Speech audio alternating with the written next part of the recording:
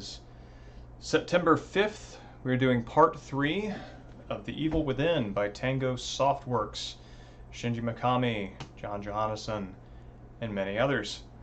So, while we wait for folks to stream in here, we can go over the media for the week. So I got this off eBay. This is a old favorite from when I was a kid. It is Who Framed Roger Rabbit, the NES game. This was actually a Rareware title, and it's I'm really interested to go back through it because it's one of those licensed games of the NES era that are surprisingly good, maybe a little bit better than they have any right to be, and so that pleases me. Hold on one second. Now for the cartridge itself, I picked this thing up off eBay, and it's you can see the this is a worn, used, hopefully loved game cartridge, and it's let's see, come on up there. The package came, and when I opened it, just this waft of incense and pot came out of the bubble wrap, and it still smells very strongly of that. Whatever smokes were about were very sweet, and I kind of have a feeling that this cartridge right now might be more legal in Seattle at this point than it was in Tennessee, where I bought it from. Evening Time Zombie, Evening Hobgoblin. It's good to see you. Yeah, Who Framed Roger Rabbit? Can you solve the mystery? And the thing about the cover art on this that's kind of funny is, I mean, if you look at the bottom where, you know, Roger's hiding behind Jessica, it kind of looks like Roger's feet are Jessica's. Like she's got giant rabbit feet. So that's interesting. Who Framed Roger Rabbit is a scam. That is brutal. I loved Who Framed Roger Rabbit. That movie actually holds up pretty well. Bob Hoskins is really good, and so is Christopher Lloyd. A lot of solid acting in that. No, I do not have the manual. This came as you see it. It also came in in an old sort of black Nintendo sleeve, you know, with a Nintendo written on it. NES game is bad. What are you talking about? Will not countenance this. I had a great time with it when I was a kid. There's something, you know, those little, I think when you're a kid and you experience video games, there are certain kinds of patterns and visual patterns, sound patterns that gradually, if you even have like a dose of OCD in you, gradually become little things that you return to in times of stress when you need to sort of just like calm yourself down. And one of the things from Who Framed Roger Rabbit that you know, sometimes like in idle moments will just come back to me is pressing the B button, because like Eddie Valiant, his attack is a punch, and like if you tap B button, he'll kind of like, you know, I'm gonna get you, Roger, I'm gonna punch you, and he's kind of charging up his punch, and he kind of hops in place on one foot, kind of ridiculously, until you just kind of like let it fly, and then Roger just rockets around the room. And yeah, that's a thing for me, and I'm grateful for it.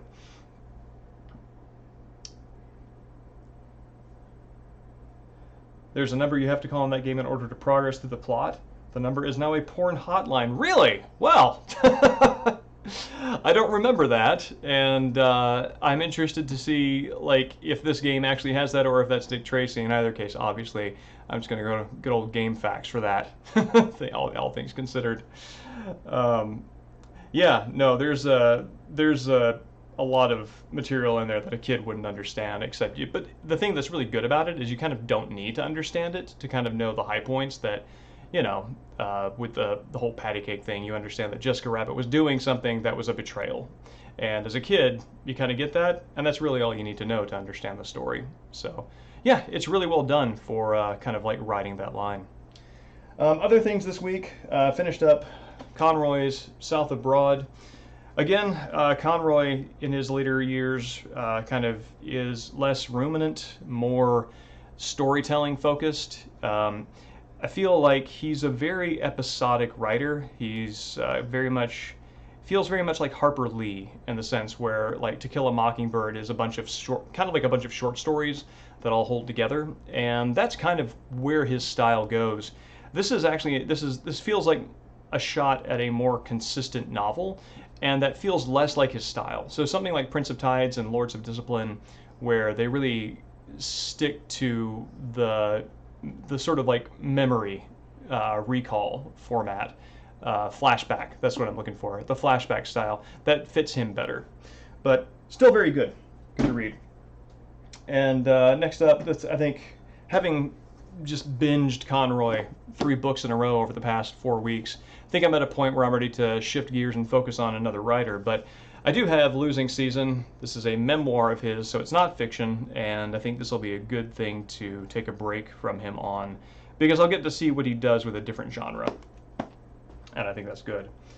Evening Dreambalm, it's good to see you. And last, but definitely not least, I'm very excited by this. This is so good. I didn't know this came out until today, until like a couple of days ago. I was chatting with a buddy on the phone, and he asked me if I had read William Gibson's newest novel, and I said, "Newest novel? What are you talking about?" And it's here. It's here.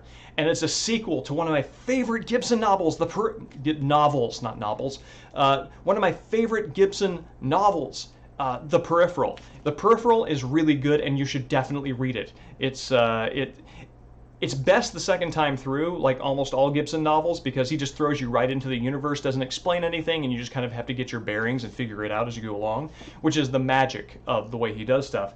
But the second read-through is fantastic. And I'm very excited by this. And it's still early enough in this book's, publication history that you can still get the hardback for reasonably cheap. As a matter of fact, the hardback on Amazon was like $3 cheaper than paperback. I have no idea. Anyway, so that is our pregame show. Angry Video Game Nerd picked Who Framed Roger Rabbit for one of his earliest episodes. Really? Well, I mean, yeah, the thing about Who Framed Roger Rabbit that I remember was particularly, it's so opaque in terms of like what you have to do next, because it is narrative. There is a sequence to things you have to do, but it's also a little open world. It's got like an overworld and things like that. So figuring out where to go, what to do, and when to do it is a lot of trial and error, I recall. But yeah, we're ready to hop into Evil Within. 1 second, let me click the TV over.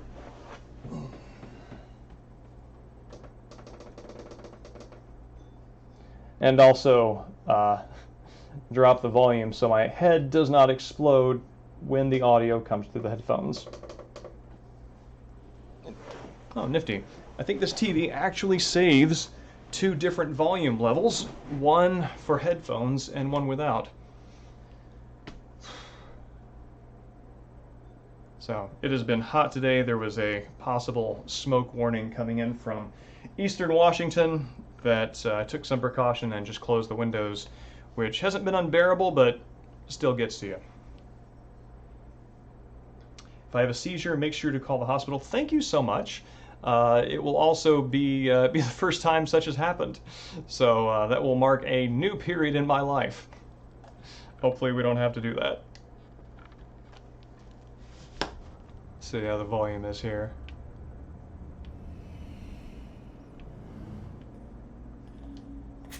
I think Evil Within is a little quieter than Silent Hill Downpour, which is what this was set to last time.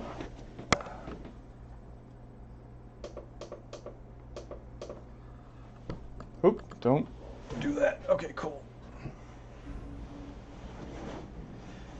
I've seen someone have a seizure as a full-grown adult with no history. Yeah, no, I mean, the brain changes as you age, so it's entirely possible. Oh, look at the rat! Oh, look at the rat. Can I zoom in on the rat? Oh, that rat is my new hero. What are you doing, buddy? Where are you going? What you thinking about? Is that paint can yours? Is that your little vacation bungalow? Or, aw. Saw a sweetheart in the distance get off the train and had to go run greet her.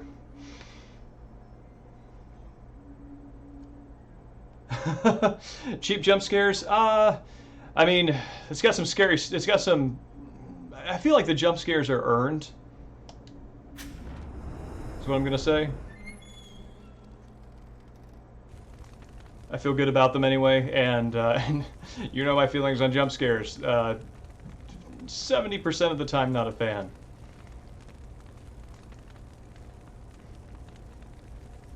Oh yes, that's Laura. Oh, I hate Laura.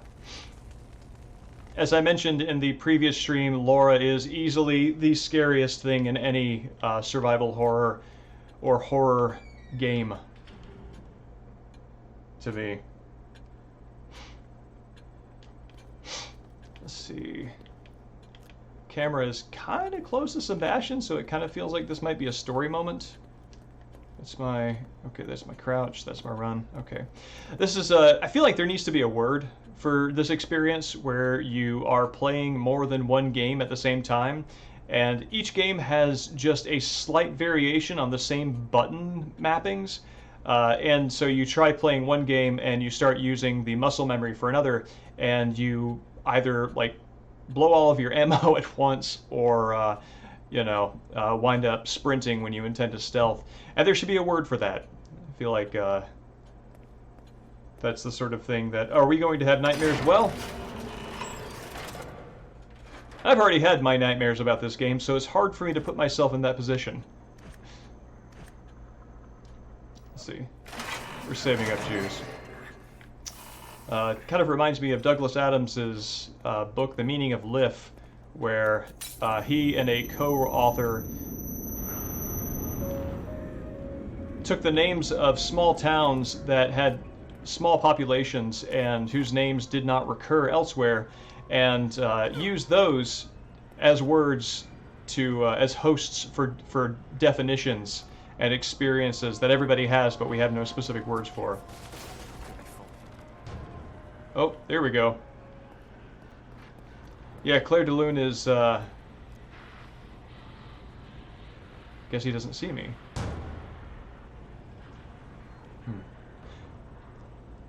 Like, I know that they kind of have to do that because, like, they have to break through the doors because that's just the way that enemies, you know, go through doors at all. But it's kind of nice to think that, like, this is just who they are in their quiet moments. Set him on fire? Set him on fire? Yeah.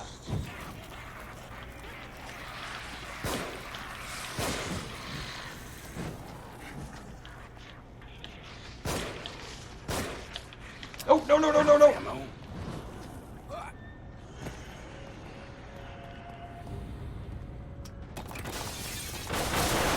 Ha! That's cool. That's a good way to handle that.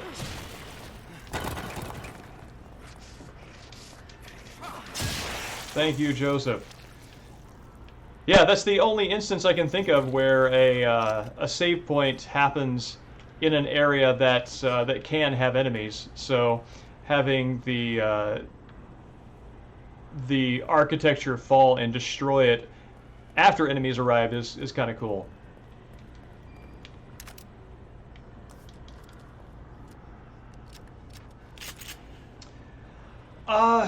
These are, so it's kind of narrative specific. Everybody in this, okay, how do I explain this? Every sane person in this universe is connected to this giant machine, which is creating a composite reality out of all of their memories and consciousnesses. This machine has had other people hooked up to it in the past and has siphoned and preserved their minds in it. And the corrupted remnants of those minds have become the enemies that we see today. So they're very much Resident Evil 4 Ganado style enemies.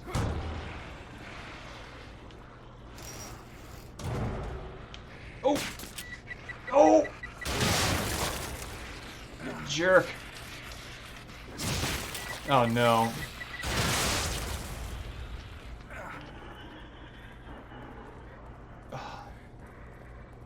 Whew. That might be it for me on this one.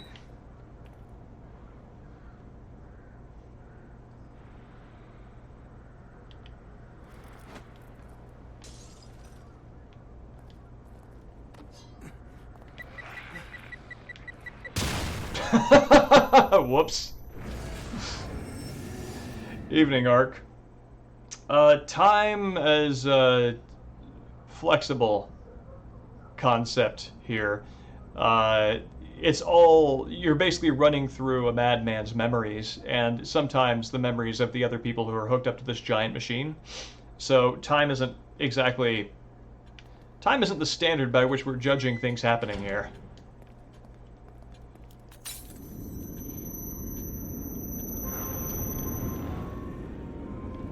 Let's see.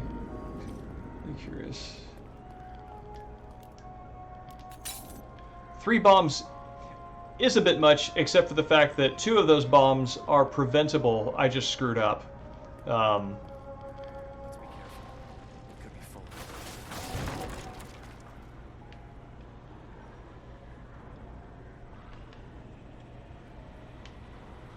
want to see what this looks like. I want to see where that debris falls from.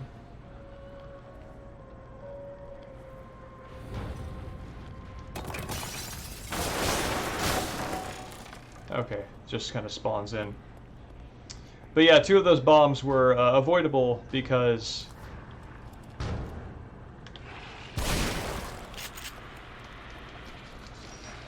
they came from an enemy's gun.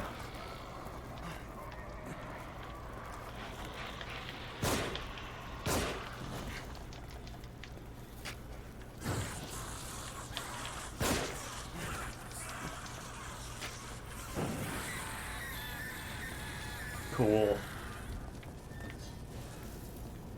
And also, Evening Arc, I don't know if I said hi. I was multitasking and I forget what I say when I do that. Burning House went well. We made it through, and this is actually just on the other side of that, so there's not a whole lot that you missed.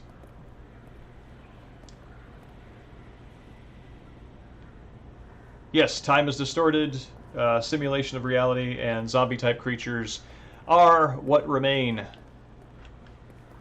of former humans. Let's see if I can get this thing.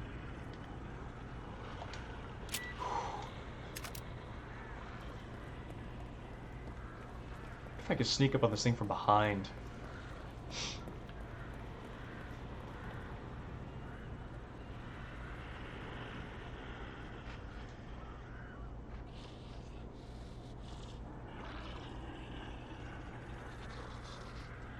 Alright. I'm gonna run for this dude.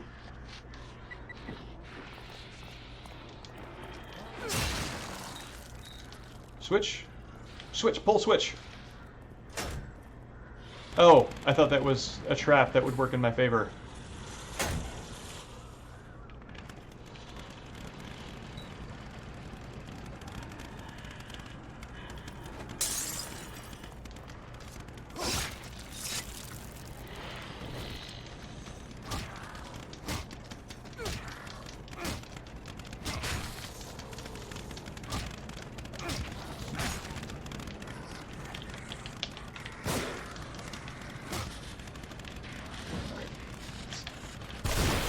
Alright, good. Whew. Okay.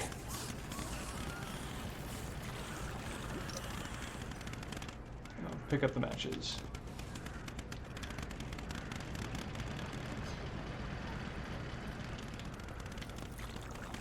Oh, hi Joseph.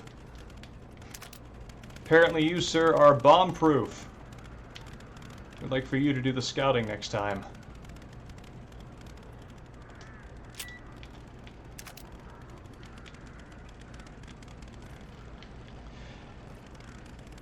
Yes, shoot them in the legs. In this game, you can drop a lit match on them and set them aflame almost immediately. Get to cover. They're shooting from above. Oh, oh, oh, oh, oh.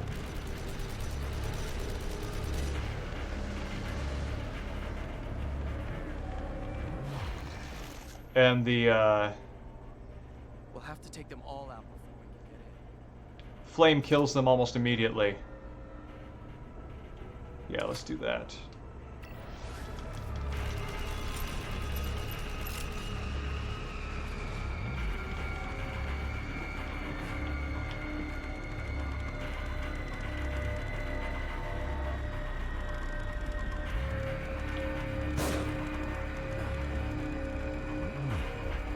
Come on, Joseph, you can do this.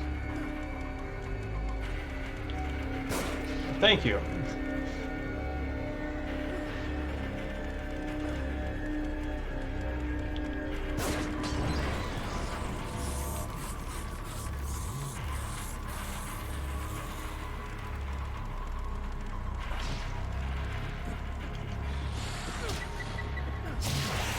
All right, good teamwork on that. Okay, so I'm pretty sure this is a Resident Evil 4 lava pit style scenario where I have to snipe a specific individual operating a contraption, and that destroys the whole thing.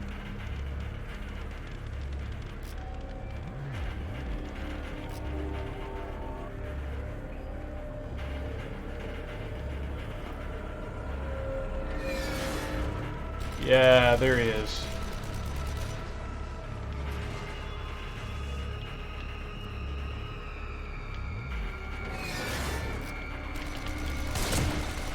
Now we can get through without getting skewered. We won't stand a chance if we don't take out those other guns. That was cool.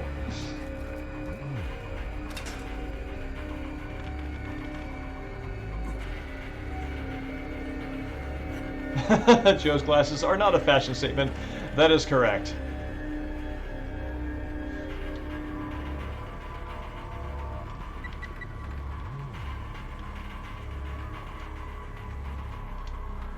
Whew, close. Yes, Joseph's vision diagnosis is that he's fear-sighted. He can only see things he's afraid of. And if he can only see things that he's afraid of, that means that bravery is in fact a sensory liability.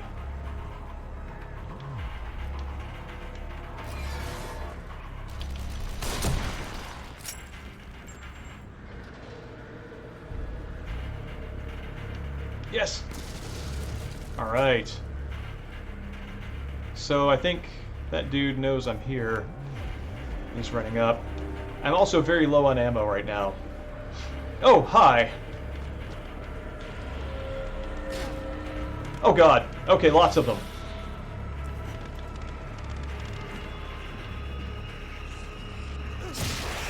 Alright, buddy. Just gonna stick next to you.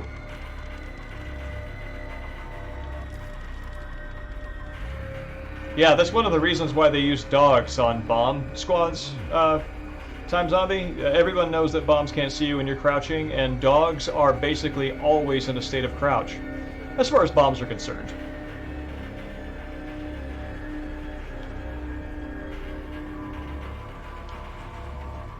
Oh god!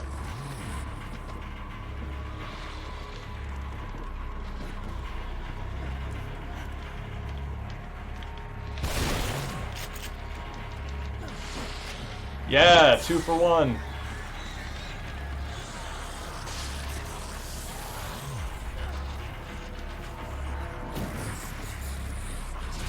Oh, is there somebody here? No. Oh no, it's yeah,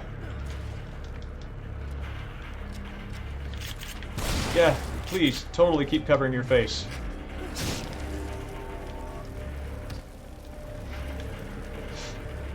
Shot in the legs, then simultaneously set aflame and hit with an axe. That is a death. Alright, let me see if I can shoot this thing now. Nope, seems I cannot.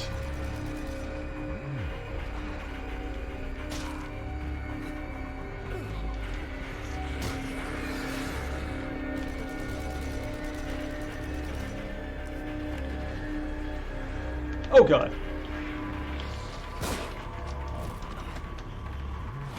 Oh. Cool. I'm super low on ammo. I really want Joseph to take a lot of these out for me.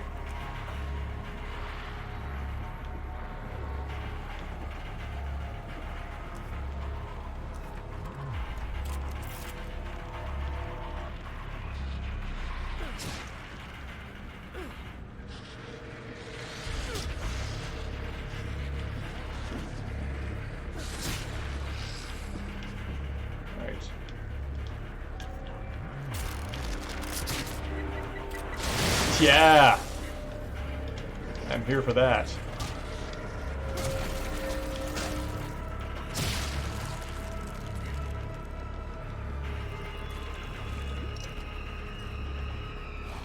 And give myself a double injection here.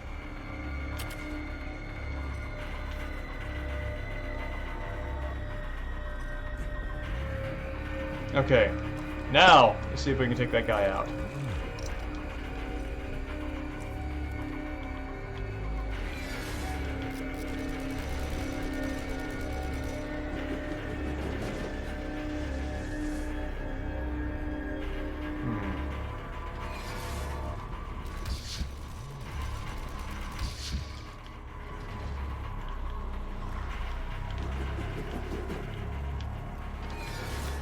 Oh, that's really a bad angle. Okay.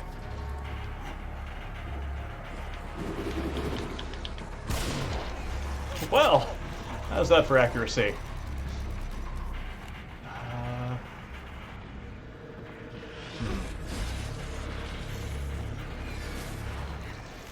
Let's see.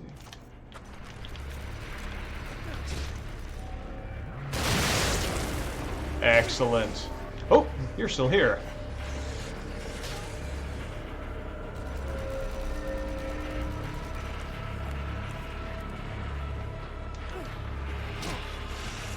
You've got to have like 1 HP left, buddy. Oh. I didn't mean to do that, but that worked out.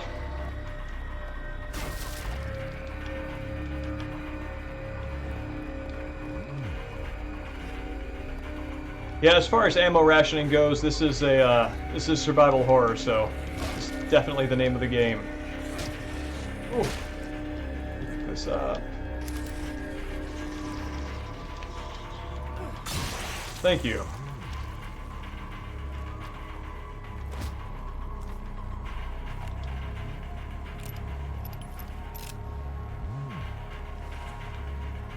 Yeah, as far as the ammo rationing and supply management goes, I think this game actually does that survival horror formula pretty well.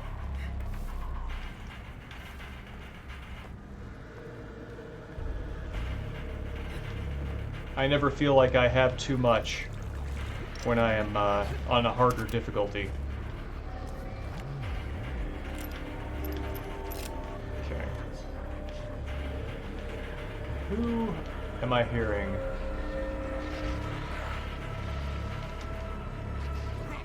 You. That's you.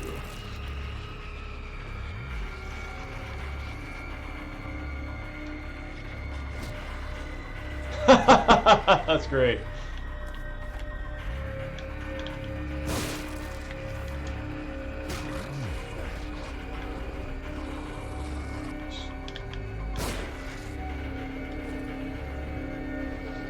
What are we doing down here? Oh, I was hoping to get 2 for 1 there, but I did not.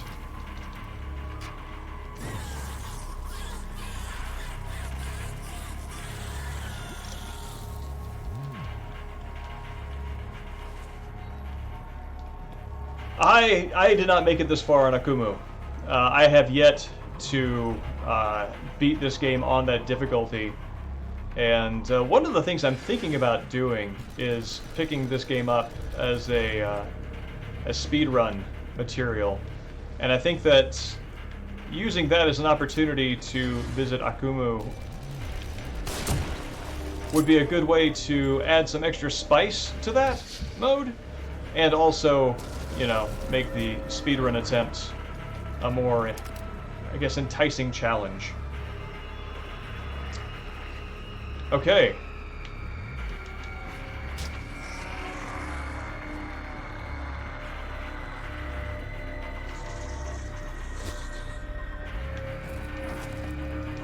Yes. All right, that worked.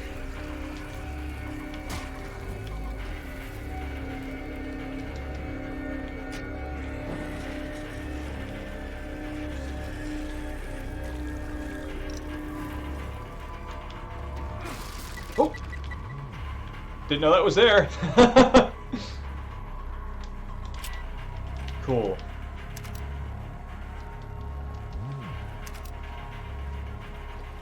All right.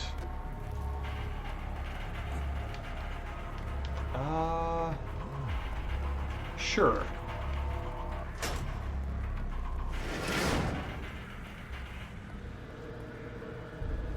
Oh, nice! Jackpot.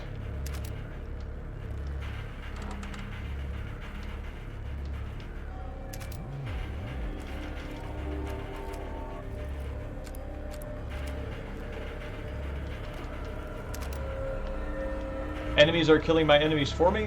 Yeah, well, I mean, if you set them on fire, then any enemy that is around them will also catch on fire. So it's kind of a neat strategy element in the action gaming. I think there's an extra vial of goo up there. Yes, any enemy can become a torch.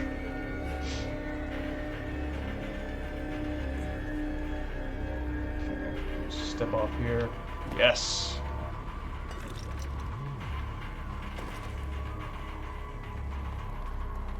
Okay, I think we're ready to proceed.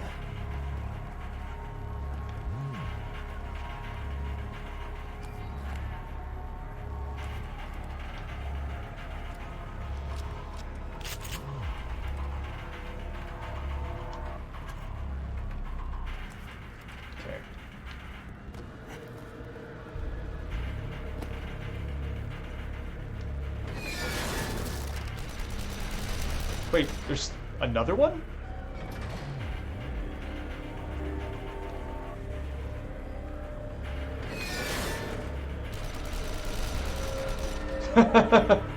Indeed, it does give passing the torch a new meaning.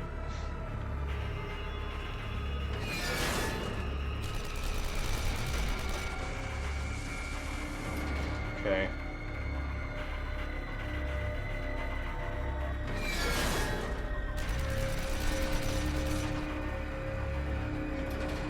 Which is extra appropriate for me right now because I watched Tokyo Olympiad, Kon Ichikawa's film about the 1964 Olympic Games set in Tokyo, and he's got a really lovely sequence showing the flame being lit in Greece and all the runners taking it all the way to Japan.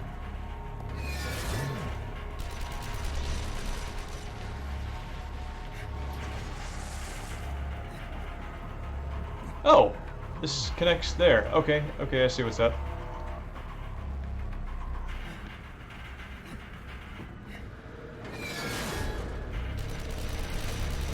Pretty sure I can do this.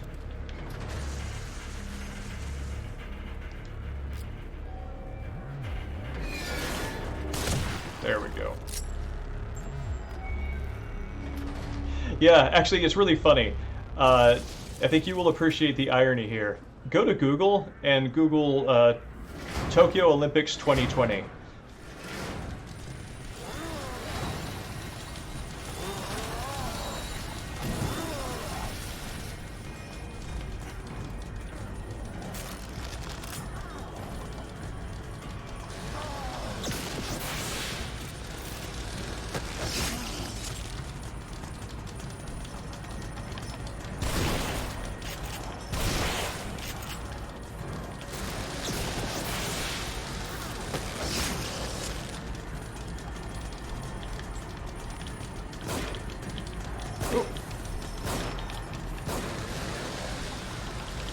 Oh, no, no, no, no, no! Gotta load that bolt, buddy.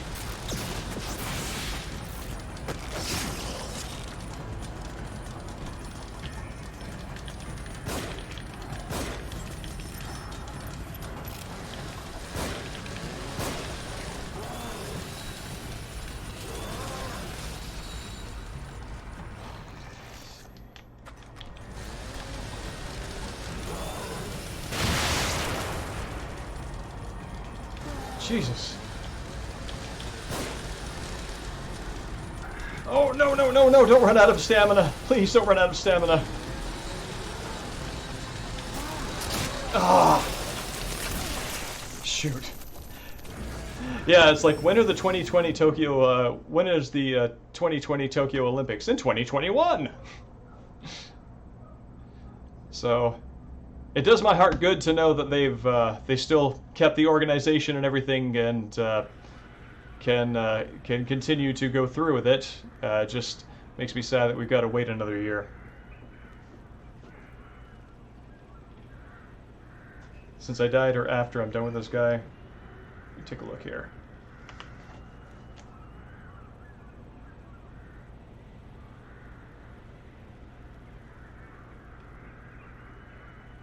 Sorry, my iPad is starting to show its age finally. Which unfortunately is preventing any kind of playback here.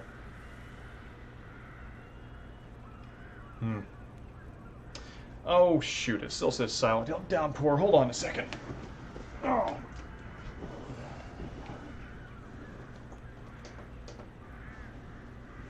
I knew there was a piece of housekeeping I'd forgotten.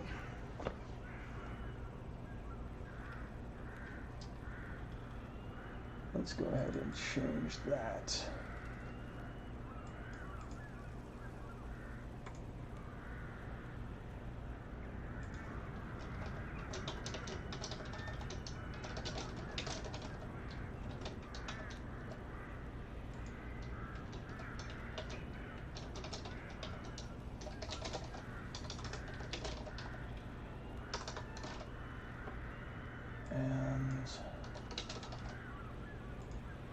There.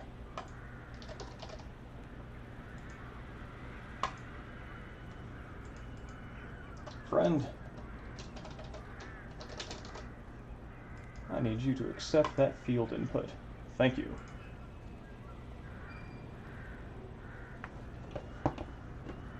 There we are.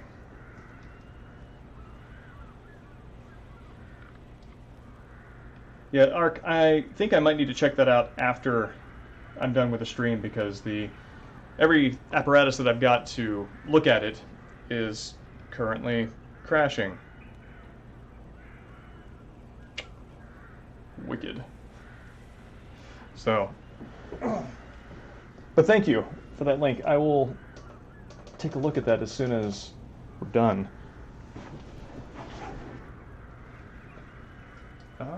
Where's the, here.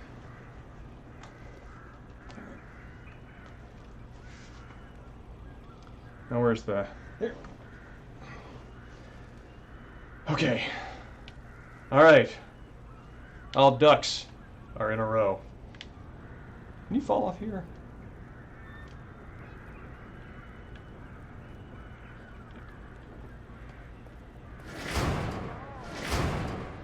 I can tell you, Ark, I am here for the shenanigans. Whoop. Oh, come on. Okay, I'm going to need to be a little smarter on this. I thought I could throw the torch, which is what I was trying to do. It wasn't just going up to a man throwing a chainsaw in my face. Okay, so I think I'm going to use crouch stab. I'm going to wait till he exhausts himself on a combo and hit him with the torch. And I'm going to do that around an exploding barrel, so I can just get all that done in one swoop.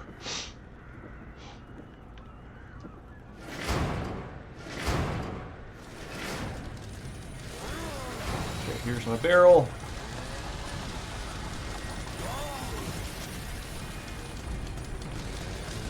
No! No, no, no, no!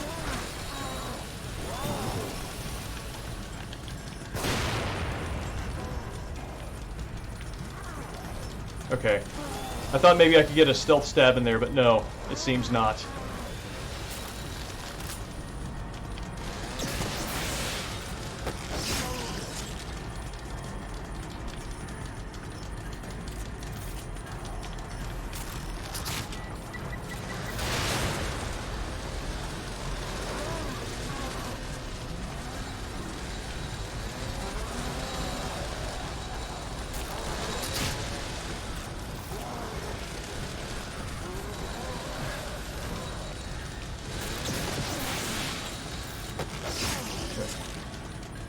This might take all of my ammo.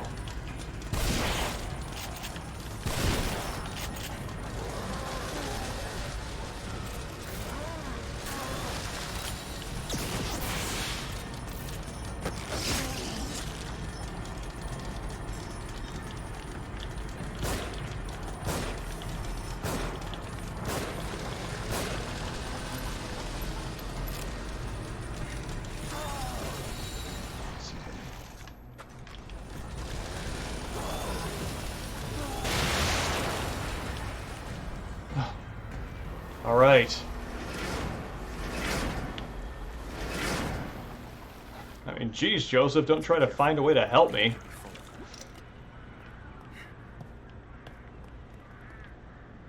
Okay, and that's right, I can craft more ammo, which is super useful.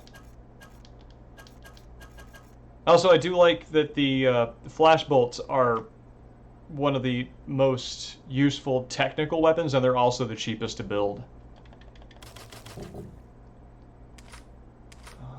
Yeah.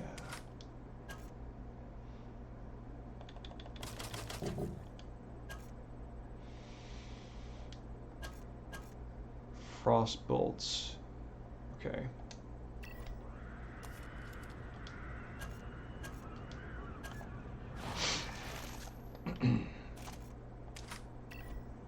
Okay, nothing there. 4 there. And we can reload that. Cool. This puts us on our way.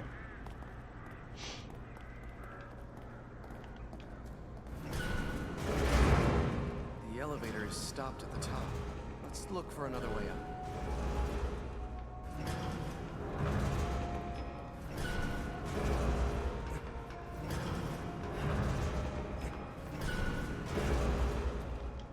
This is what the holdup was.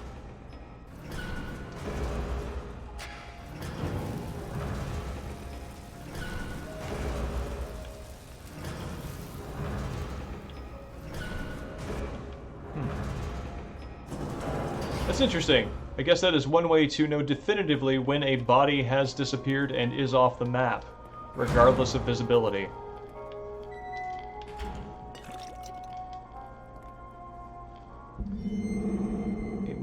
Eight months since Myra and I were married, and you, little Lily, are the result of our love. Can't wait for 2 months to pass so I can finally meet you. So I'm scared, face countless dangers. Promise to love and protect you. Sebastian is a good, heartfelt dad.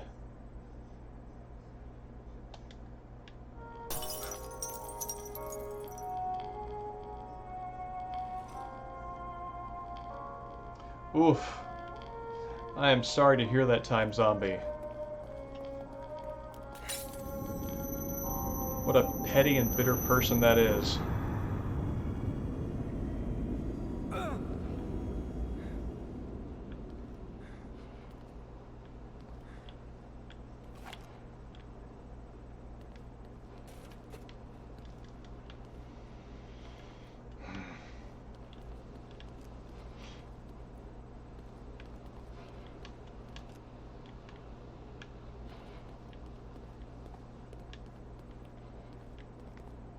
I hope that you are able to recoup any losses from that, and that all of that has been shut down.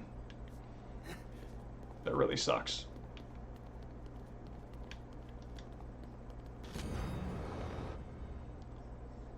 Police Detective Mara Castellanos has been reported missing, on duty at the time. Something that I am interested in about this game is that everyone seems to have either Italian or Hispanic surnames, and that that just appears as a constant presence in the game, and it's interesting.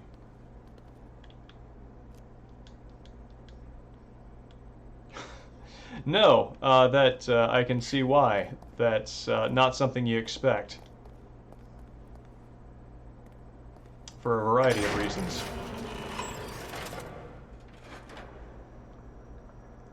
Yes, that is correct, Sway Art. In this chat, we do not support the Confederate flag.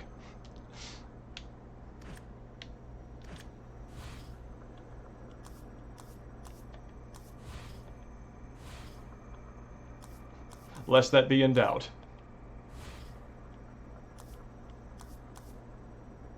Oh, I just need 100 to get an extra 3 seconds on my flash bolt.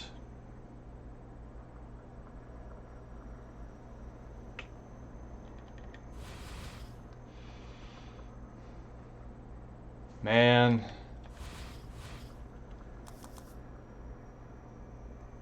Trying to decide whether to commit to my min-maxing strategy right now.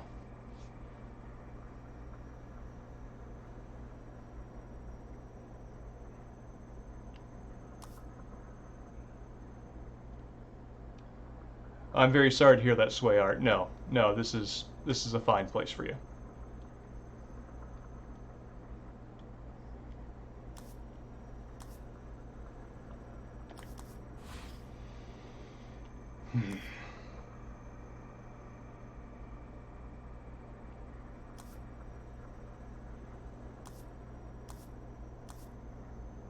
Okay, this seems like a good thing to do. This seems like a good thing to do. And that'll be next. Oh yeah, Time Zombie. I think that's how we all read that.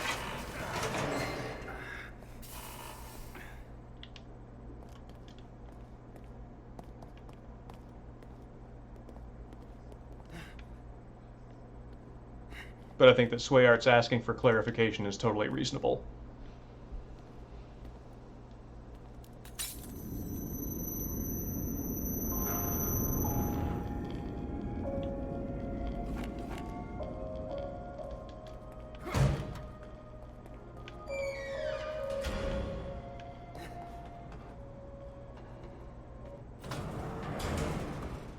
Keep having the elevator being stuck at the top of this shaft gives me Metal Gear Solid 1 flashbacks where the 4 guys in these stealth suits are ready to jump Snake, and that's the reason why the elevator is overloaded. Not quite the same thing here, but still has that feeling to me.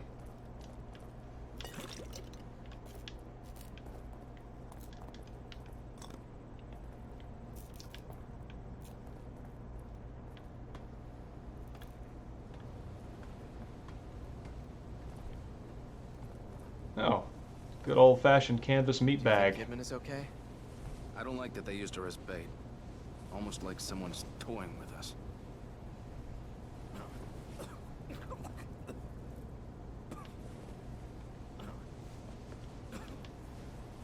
Hang in there. Just a little further. What a weirdly jointed sack of something that is.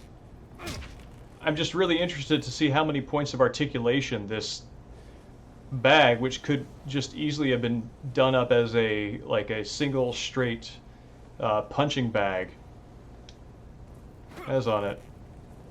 At least 3 or 4 spots.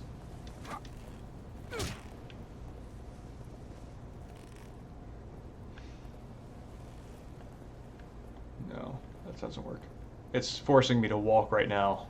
So, something dramatic. There we go. There are only 2. We can take them. No, that's not. What's interesting about that is, so everybody who is sane in this universe is hooked up to the STEM system, the collective hallucination world creation technology. And the guy who just had his head hacked off by the guillotine looked sane, which makes me wonder if like a close look at the closing cinematic when you get to see everybody who died in the simulation, if he is there. Joseph.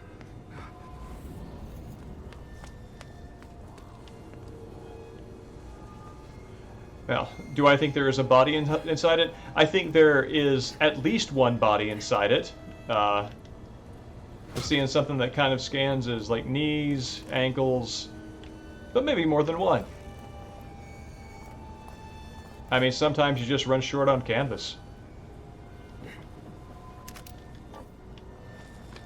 Oh no! Oh no! I screwed around too much. Wow, I've never done that before. Oh man. Whoops. Sorry, Joseph.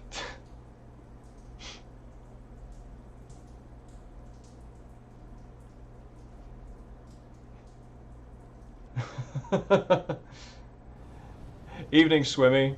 Okay. Let's do this right this time, I guess.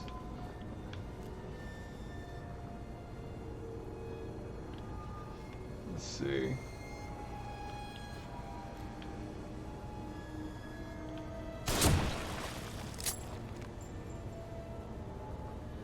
Huh. It's weird.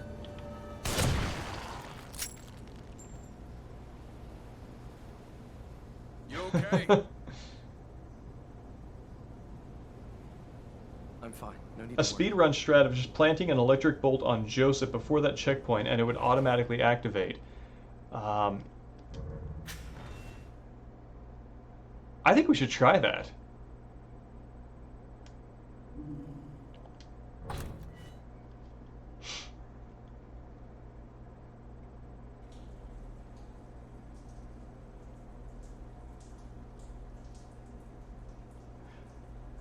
Let's see. Speedrun strat. Oh, sorry, I just already read that. Yeah, well, you know. Oh, okay. Shoot, I'm past the point where I can do that. I don't have any other... It probably only auto-saves on a single file, doesn't it? Well, shoot. Oh well. Guess we'll have to rescue our dumb friend.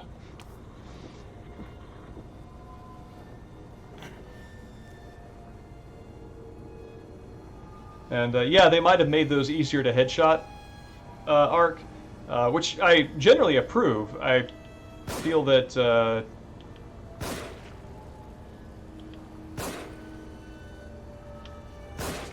yeah, that last shot wasn't really accurate. You okay?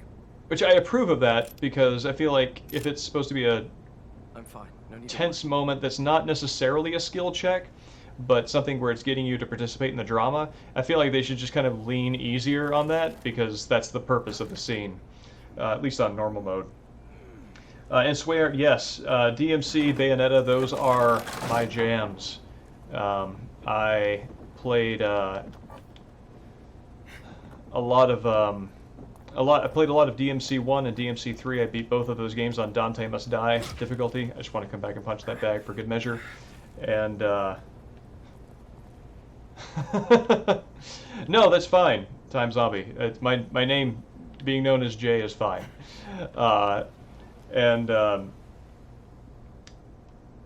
Yeah, that's those are among my favorite games, as are like God Hand, You should have just let them. Bayonetta. Huh? What the hell? Well, It's just a matter of time. the drama's in luck. There's no bullets in there. It's better this way. What the fuck?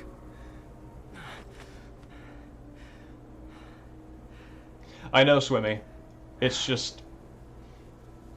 It got camera, enemy targeting, move variety, the ability to switch up and change your combo. It just got it all right.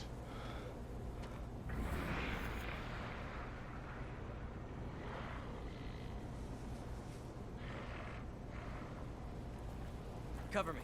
Let's go. Uh...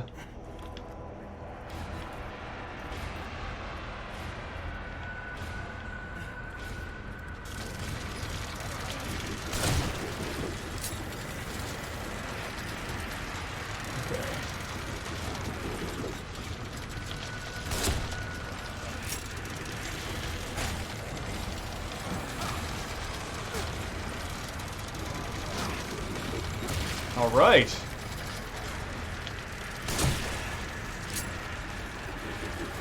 Ooh, dynamite. Fantastic.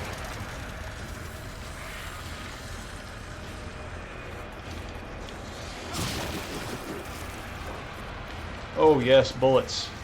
I need me some bullets.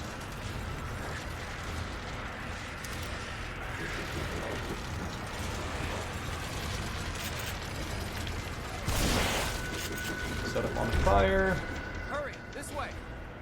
Oh, excellent. Well, Ark, I think that might throw a wrench into the theory that he always has a couple of blanks in there. Apparently, he's always got one dramatic bullet left.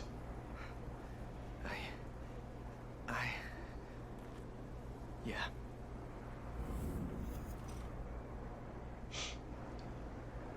Yeah, Swimmy, I think that my greatest claim to any kind of video game mastery is the fact that I did beat God Hand on Hard, and that was a moment where I was like, okay, I've done something. You feel like you've done something when you beat God Hand on Hard. They're all blanks. There's a high percentage of malfunctioning blanks. Yes, the malfunctioning blank actually has a slug in it.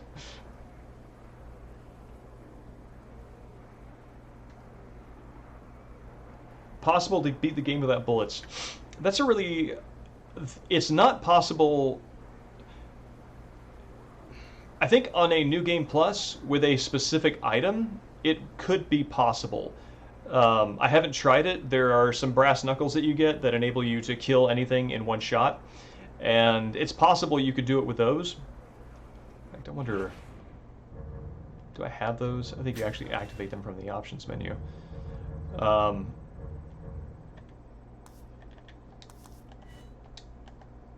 Oh, well, I started this game before I loaded my save file, so it wouldn't be on here anyway. But, yeah, there is a point where you have to kill the final enemy with a rocket launcher in fine Mikami Resident Evil style. So there are scripted moments where you've got to fire.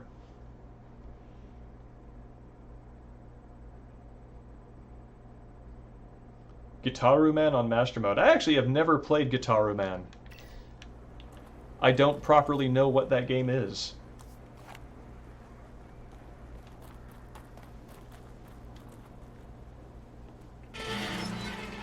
I love this shot.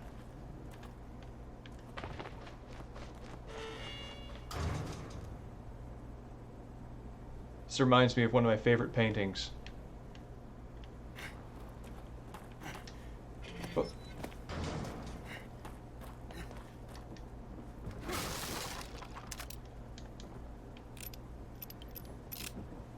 Oh, a rhythm game. Interesting.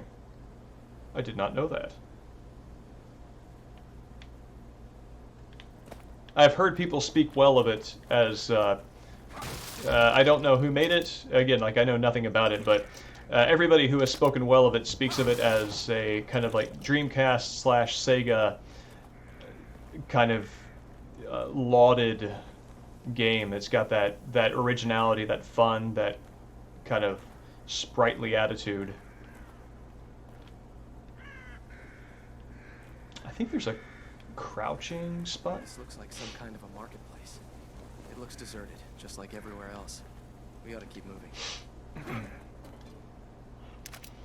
So one of the things that you find out in some of the DLC is that Kidman had a relationship to this Christianity-like cult. It basically has all the high water marks of the I think I smell those things. creepy monotheistic religious vibe, and with a cruciform-like symbol. Father was a stern No. man, proud, Don't and I want thought to intelligent. look at that. But he was also pious, a believer. Somehow he always supported the church no matter what the newspaper said. He waved away the allegations as if they were infallible. The wretched, the vermin, the stern, all were taken in by that church. They were promised salvation and eternal life. But there's nothing they could promise that I couldn't take It's a little away. harder to move lately.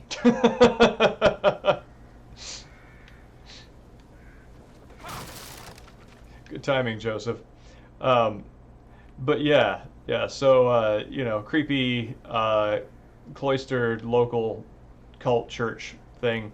Kidman was part of that, so she has a history there. So this area is drawn from her memories, I believe, and you get more info on that when you play her DLC.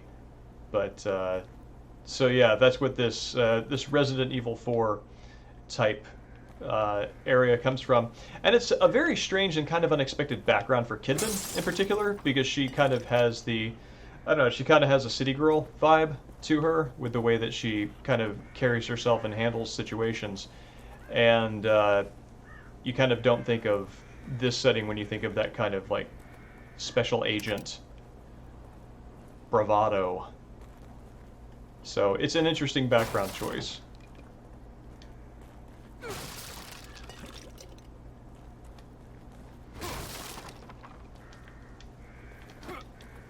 And my laptop dropped chat for a second, so if somebody wrote something and I'm not responding, that is why.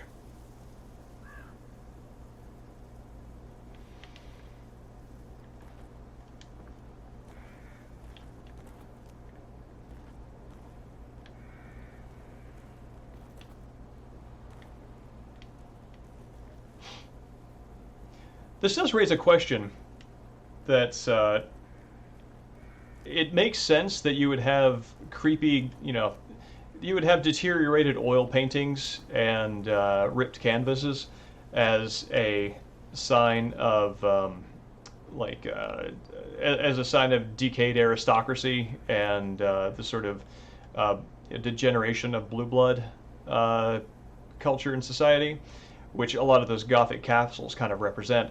But here, you've also got the rustic horror feel, the fear of the bakers in backwater Louisiana, the fear of the ganados in rural Spain. So it's weird to see both of those things side by side. I mean, the fact that this is a dreamscape and those things can come in and coexist, there's more reason for it plausibly here than there would be elsewhere. It's interesting. Blue Stinger for Dreamcast. No, I actually have not played that one. I have it on a disc somewhere, though, I think. I also seem to remember that Swayart asked about FFX and FFX2. I have played Final Fantasy X twice. I enjoyed that game very much. I think that was either my first or second full Final Fantasy that I played through. That was about the generation that I got into those series of games when it was current on, excuse me, on PS2. And but I never played FFX2. Correction, I played the first, I don't know, area of that, and the different atmosphere just didn't catch me.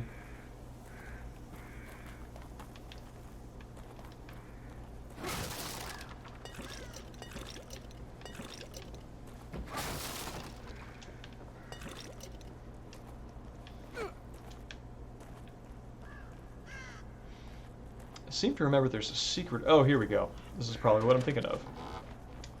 Let's see.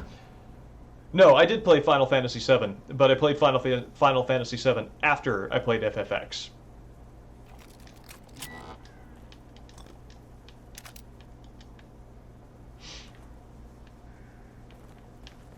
Can I run through here? In fact, I can.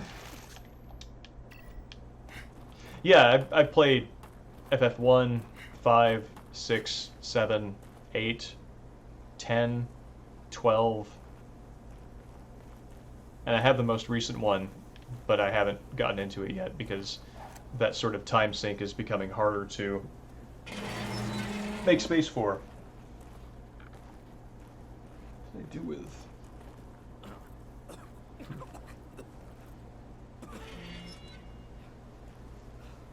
Where do you suppose we are? More like when? This architecture seems straight out of the Middle Ages. Yeah, but there's electricity. Elevators. This place can't be real. It's like jumbled up memories. Yes, my friend, that is in fact the plot. I think... Oh, there it is. This is what I'm looking for. Excellent.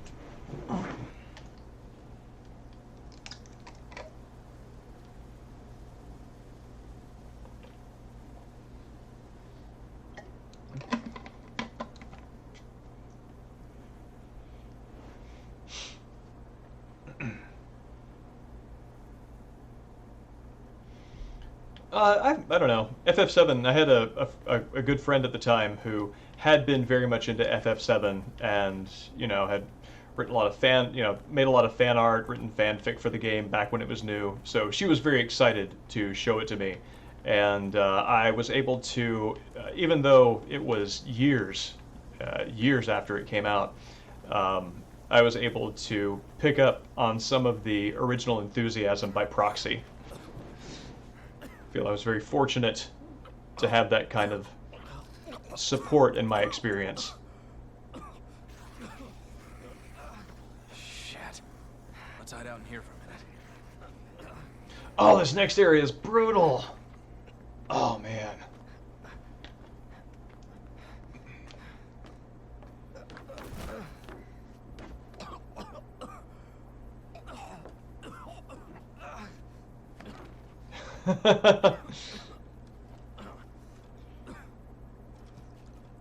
No, the bomb is not catching up with him. This is just a sign that After the accident? Well, I never put a gun to my head. Joseph's No, of course resolve not. is waning. Just quietly sank into a bottle. We can't all be perfect. It never affected my work. But hey, you read the IA report. No, I didn't report you because I was worried about your work, Sebastian. What else is there?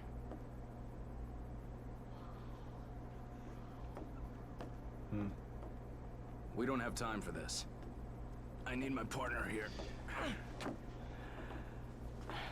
I'm counting on you. It is interesting and unexpected to see Sebastian defend his alcoholism on the grounds that he is high functioning. Find something? Like, Maybe. It's all symbols. Some kind of cult. Could be useful. I think I'm okay. Ark Should probably asking get if going. I've played any Tales of RPGs. I played Tales of Symphonia. But that's the only one of those I played. I played that on the GameCube when it came out. I picked up I guess like a remastered version that also had Tales of Symphonia 2 on it, which, continues the exploits of Lloyd, Colette, etc. But I only got a little ways into that before I just realized that I think I've got one JRPG in me for every 2 years, and that was not the time for that. I think the next JRPG that I have time and energy for is going to be the most recent Final Fantasy, because it seems to have the highest regard.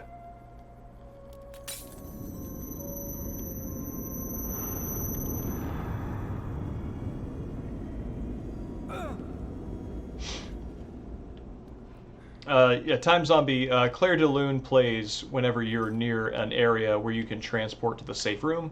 As far as the tune itself being significant, somebody in chat last weekend mentioned that it shows up as, not as a signature, but as a recurring motif in the work of the guy who did the soundtrack. So there's a bit of that in here. Oh, thank you.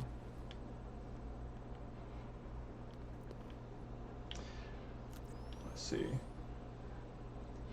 Oh, Ni no Kuni. Yes, I have that on PS3, which I got as a best of. That should also be on there. I'm always really curious to see who did that. I know Studio Ghibli, but like the studio that made it has a reputation for making very JRPGs. I'm thinking the number 5 for some reason, and I don't know why.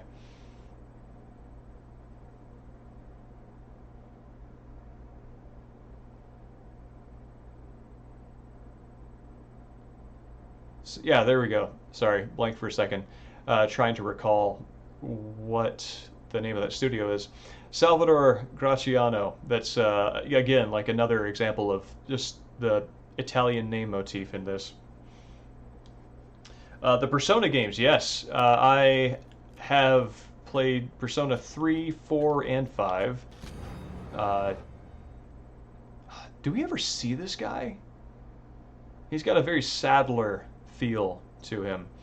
Um, but I've also got a save file that's right near the end of the Persona 2 that was released stateside. I haven't picked up the there was a second Persona 2 I think that was released, but I haven't played that.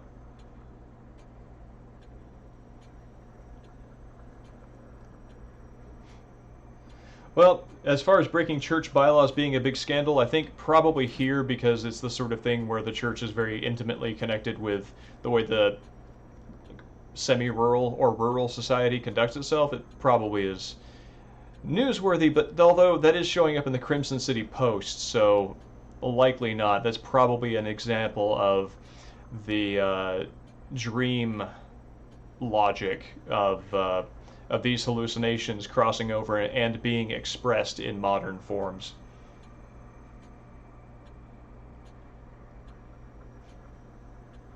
Yeah, the significance of the newspaper and evidence is it's basically as Ruvik, who's the big bad guy in this, began ramping up the experiments on the STEM machine, which Sebastian is currently caught in with this collective memory business. He kidnapped people who he felt wronged him as a boy, and then later who he marked as enemies as an adult. And the newspapers sort of track the gradual process of just everybody in Ruvik's life just depopulating, right? Because he's kidnapping them, hooking them up to the machine, and basically trapping them in this memory simulation. So it's kind of Sebastian's own detective work in a very indirect way, unraveling the relationship between this environment and all these mysteries that have shown up across the Crimson City police force desks over the years. Vigilante justice. Well, I think that is definitely Ruvik's angle. He's your bad guy who's not afraid to take things into his own hands.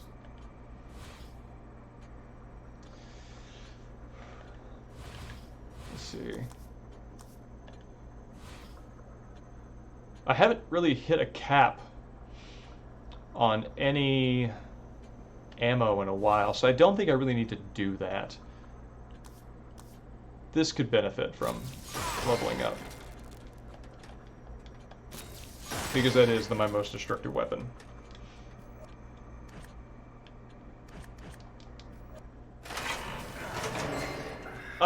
No, Ruvik is your sort of evil mastermind kind of person. He's the kind of supervillain who creates a world under his rules that he can trap people in and control them through.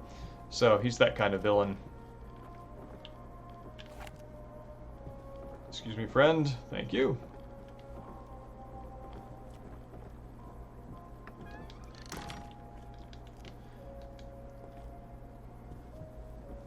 See, Ark, I played this game like 3 times and not entirely sure what his exact motivations are. Do you mean Ruvik's motivations?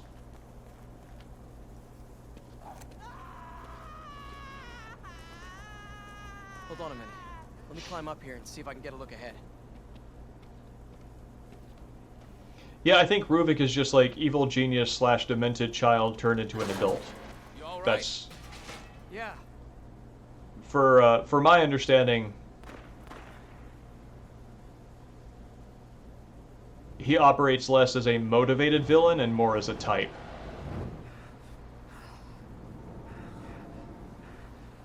Hey, that's Kidman. Who's that she's Grindelwald's for the greater good kind of evilness? I'm actually not familiar with that. That sounds vaguely Harry Potter.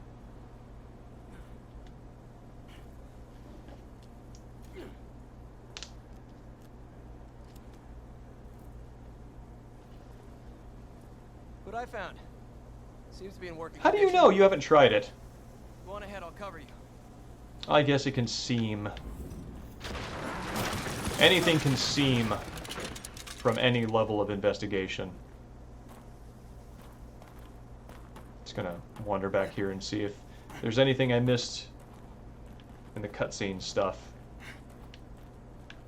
Okay. Nope.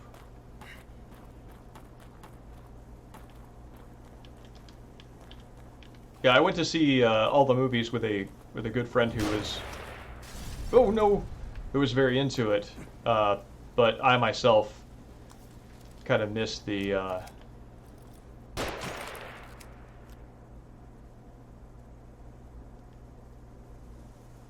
missed having that as a fandom.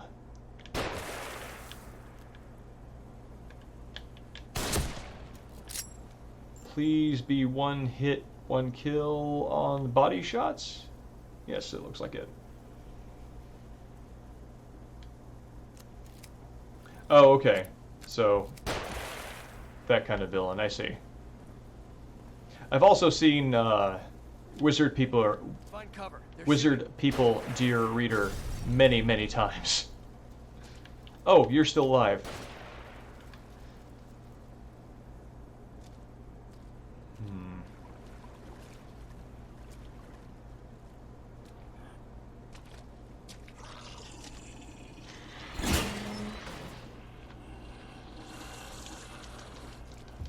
Oh, I should have set him on fire. And why am I not allowed to run? Oh, probably because I'm slightly wet.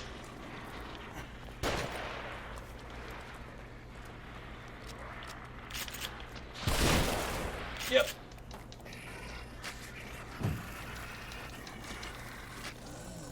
Because that's how fire and water work.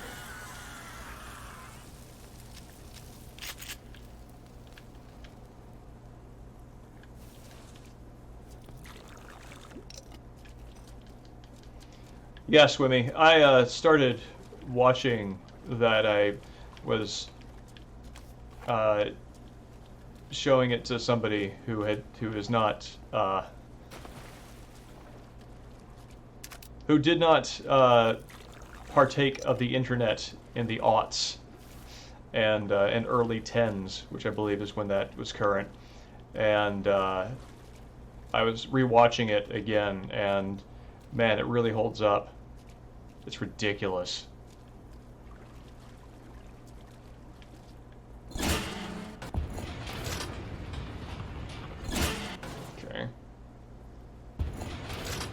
Sebastian, that should lead you out near the path to the church. Keep going. I'll cover you.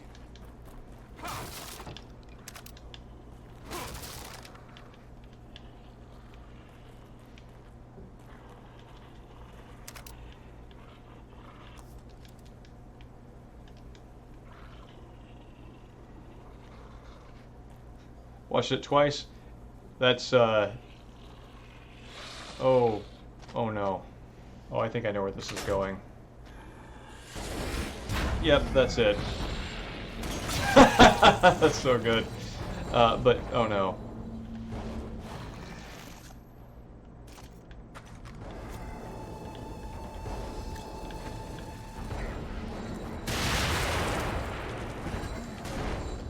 Of course that doesn't stop him.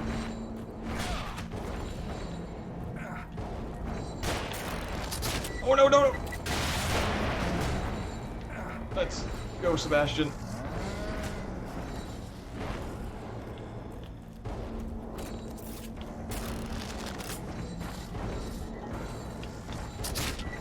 Now's your chance. You can finish him off.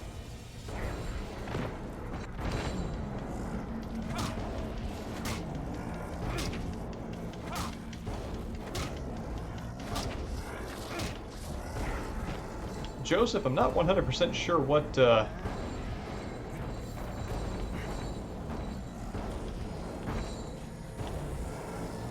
What? Oh.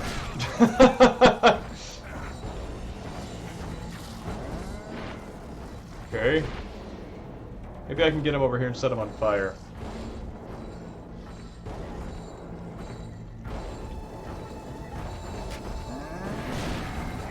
No, apparently not. I think I might throw this fight here. Because I want my resources back.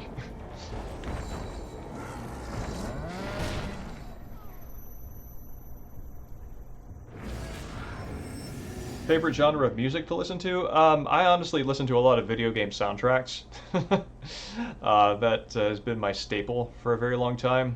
Masafumi Takada, I think, the guy who did Killer 7 and No More Heroes and a bunch of other That stuff. should lead you out near the path to the church. I like him quite a lot. Keep going. I'll cover you.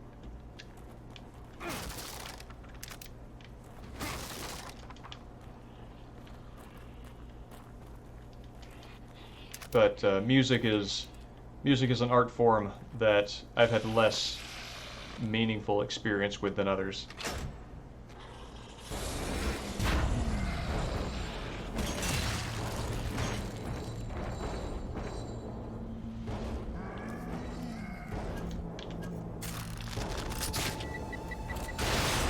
It doesn't even stagger.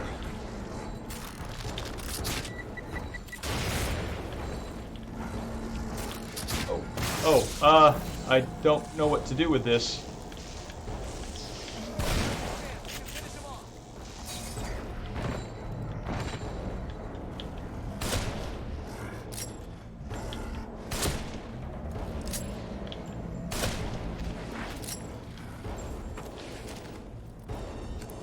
That's a way to solve that. Not sure it's... Oh, Jesus!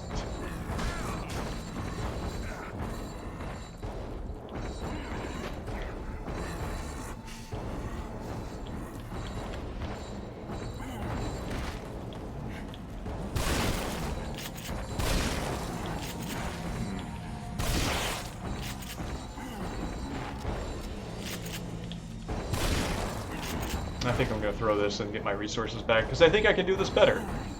It's got like a chain coming through that's interesting. The chain has pierced his back and has gone through his torso.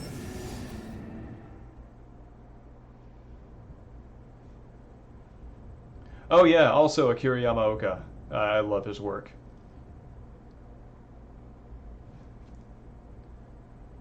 OC Remix creator. I don't believe I know what that That is. should lead you out near the path to the church. Keep going. I'll cover you. Okay.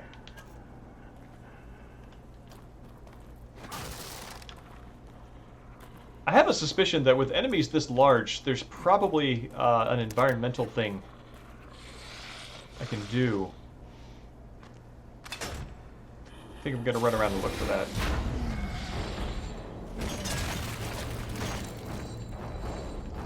That's interesting. He did a different different hand gesture.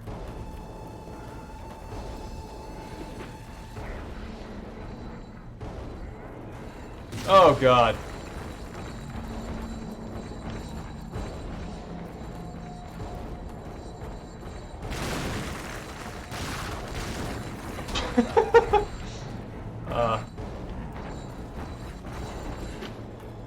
I'm not really seeing an environmental option here. Oh, that's... Let's take that, please.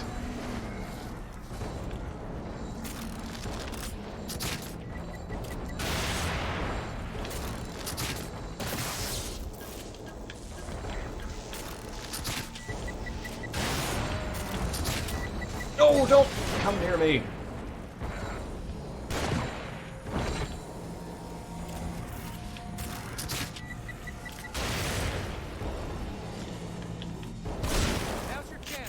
All right. Just gonna be extra safe on that. I think it's the best. I think that is like maybe the best that fight has ever gone for me. I'll look for another route. Let's meet up by the horse statue there. This way.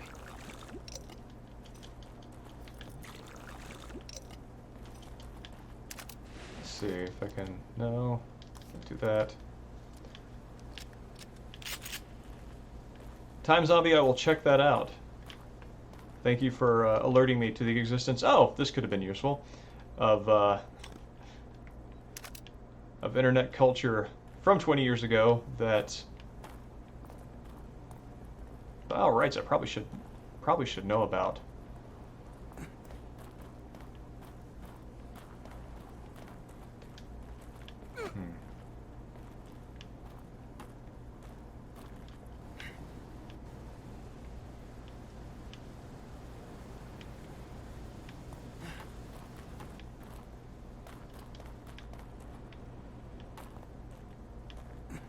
Okay, there was some extra ammo back here. I'm gonna grab that before.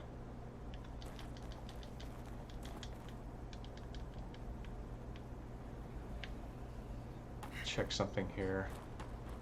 I'm looking at my stamina meter, and I think I can make it go up faster by hitting square.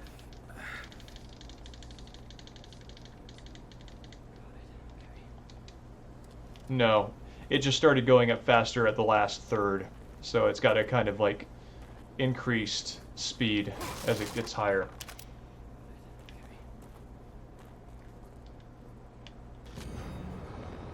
Walt, I've gone to get Donna back. I saw how to get into the wolf's den, and I'm getting her back. I won't let her be a sacrifice. Don't follow, just stay and watch the family. I'll bring her back. Wait, there was something about a horse in that house back there. Let me see what I wrote.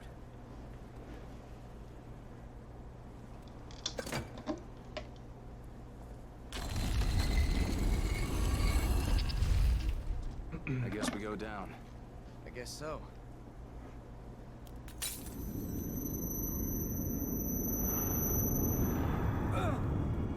Oh, that's a neat transition.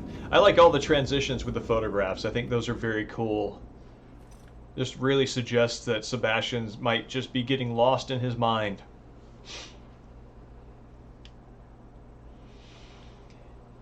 And I'm thinking, for all the survival horror games that, you know, story-wise play off that idea of, is your main character crazy, or is there something they're actually responding to?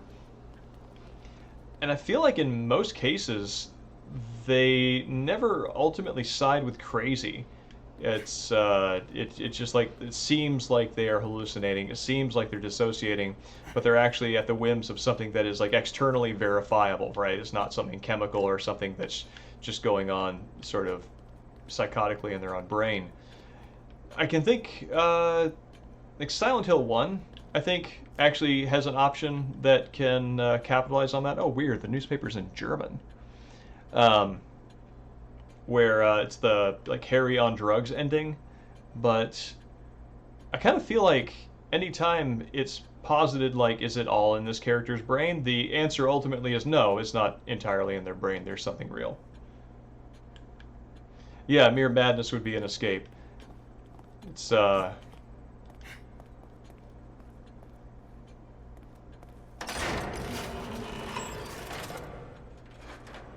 I think if it's, I think it's that end. I think that ending exists. I might also be thinking of the ambulance ending, where everything that's happening in Silent Hill is, just like the hallucinations of Harry's brain as the synapses are trying to make some sense out of the accident that that he was in, which isn't like drug-related hallucination, but is hallucination. It's all in his mind nonetheless.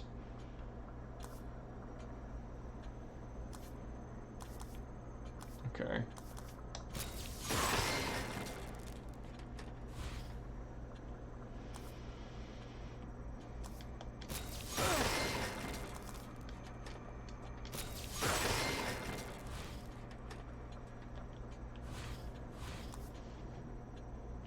Okay.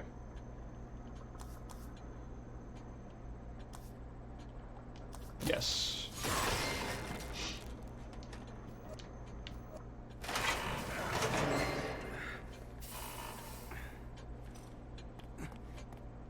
Alright.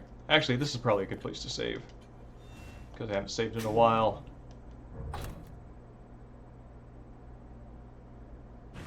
Cool.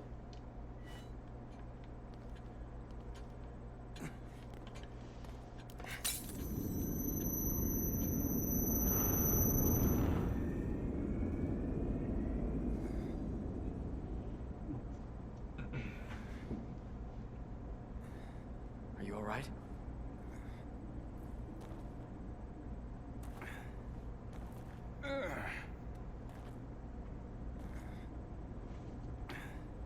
You don't need to worry about me. I think I smell those things. They might be nearby. Oh, Sebastian, buddy, that attitude does not put you in a good place in life.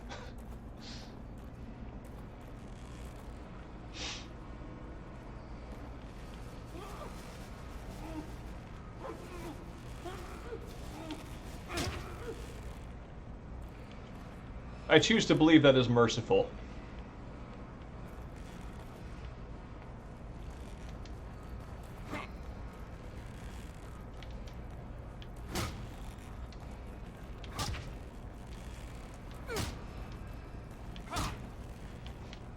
Which, it's kind of goofy because at the end of the day, the impulse behind that is essentially the same one that makes me destroy every single, like, piece of pottery as Link in Legend of Zelda.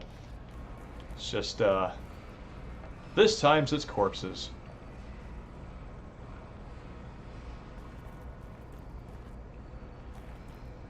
Oh, this puzzle. Kind of remember this.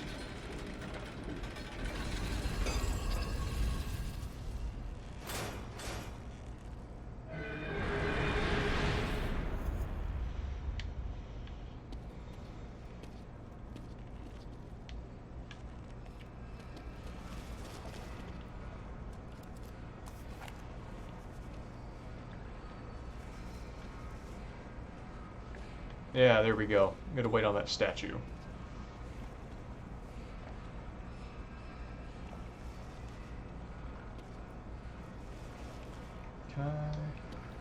Can. Maybe I can just break it with my fist and not break and not waste a bullet.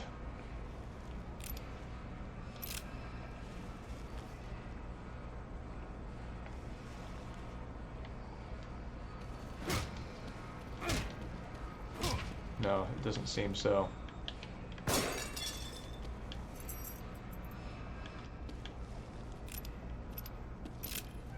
Okay.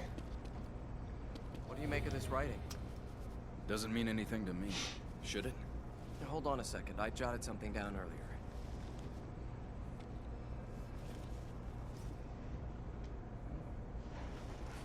It seems the sacrifices need to be lowered onto the proper altars, and the safe way to him will be open. 3597. Oh, that's 3.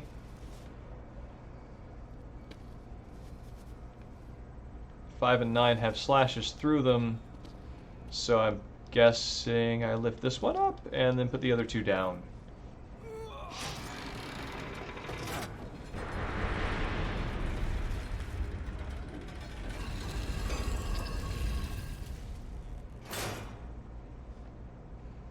I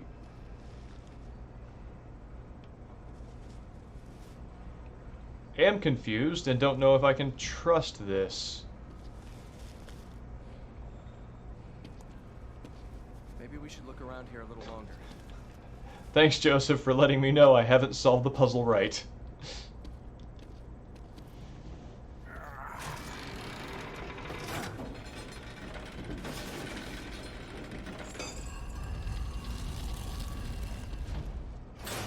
Okay. I think the spikes go into the walls and roof whenever you activate even one of them, because obviously if the thing that I had done before were the right answer, that would have canceled it.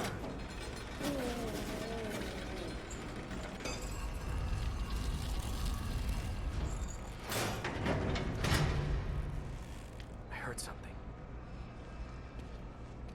Okay.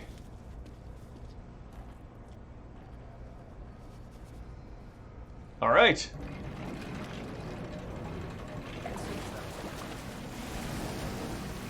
By virtue of the fact that I'm still walking, yes, Joseph, I agree. I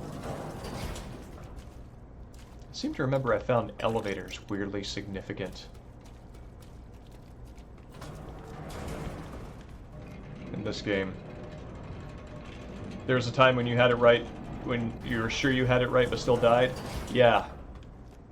Yeah, I find that even careless mistakes like that can make you second guess whether you've been paying attention.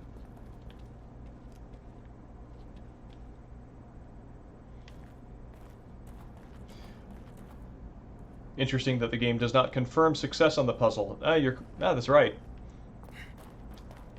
The only success confirmation you get is when you walk through unskewered.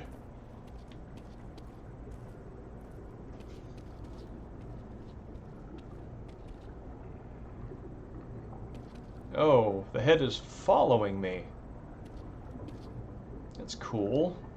I feel good about that. In any sense. God's will, these two orphans were survived. Noin and his brother Zane quickly recovered.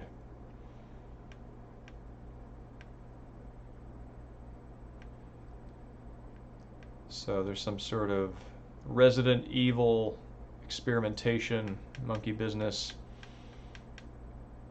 I think Noin and Zane were the two giants that I just fought. So that's yeah. The tragic results of some kind of experimentation that is, I don't think, really ever followed through on. Because Ruvik's experiments are almost exclusively related to STEM in this business. But we're definitely getting into Resident Evil biohazard territory with these enemies. Aww. Good Sif puppy.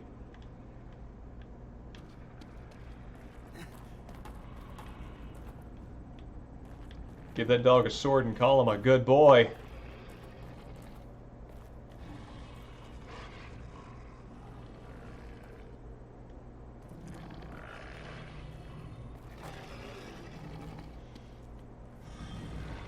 Oh man, I always feel bad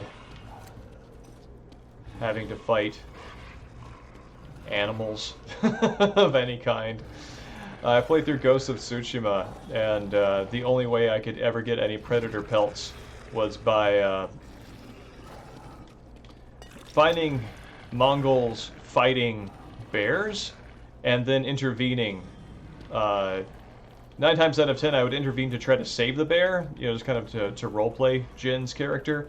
And if the bear survived, I wouldn't finish him off. I would just give him a hearty Tsushima salute and be on my way.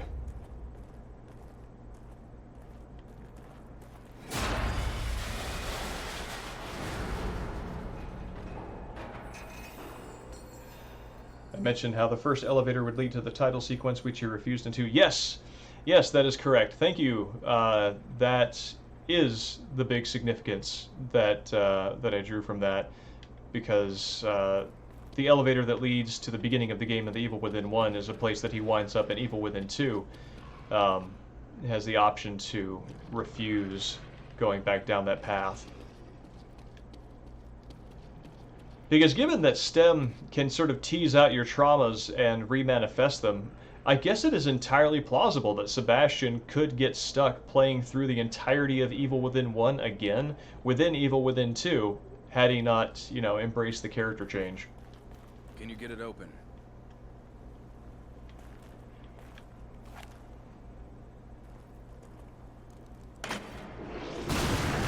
Oh, there's my good boy.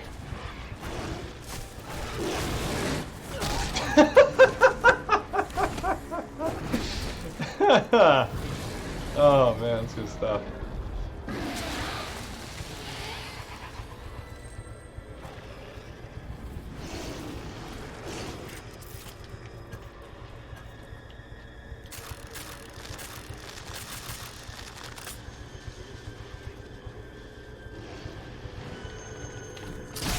Ooh.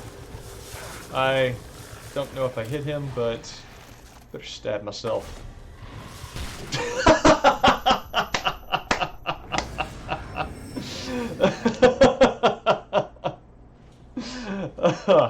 That was really funny.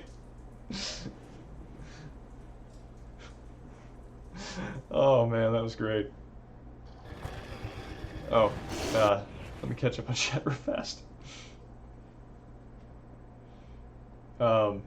Knowing Zaner from Kidman's memories, that's possible actually, because she goes through here. I remember in a sneaking sequence, that little alcove that I crept through to find a bolt and a healing syringe.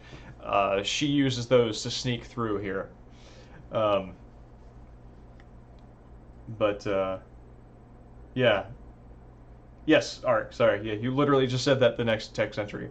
Um,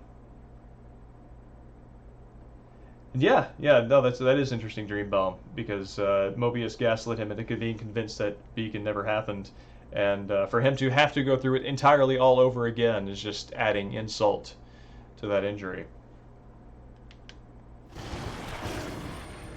All right, let's just go ahead and accept that big old wolf here likes to play rough.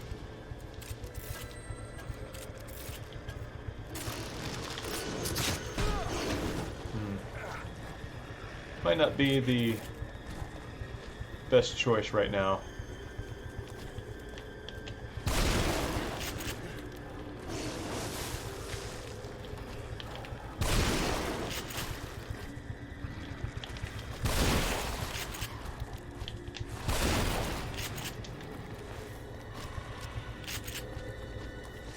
No.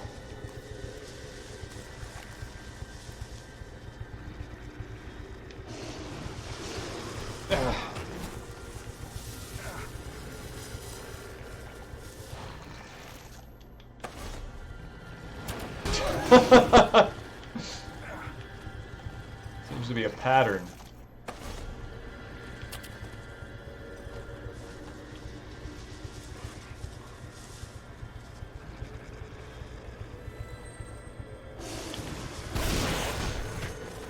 I think there's something smarter I could be doing when he jumps out of the bushes at me. I'm gonna restart this encounter.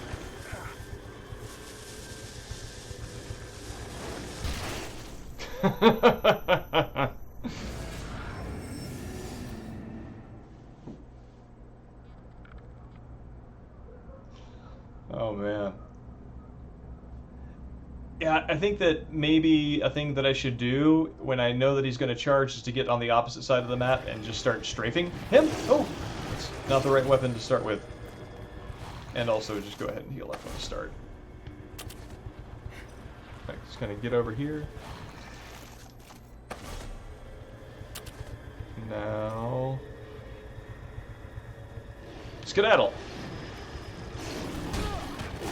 No, he homes in pretty well.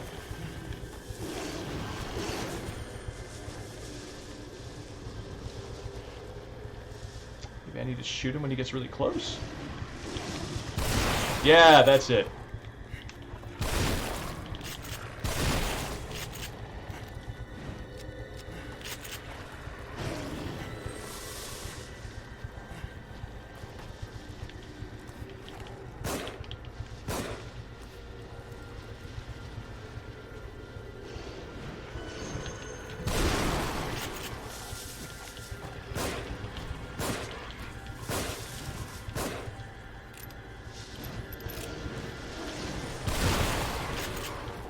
Got this now.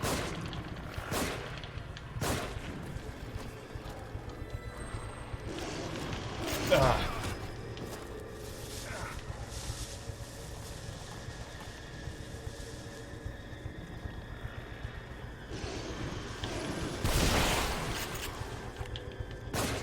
Oh! Hopped up real fast from that.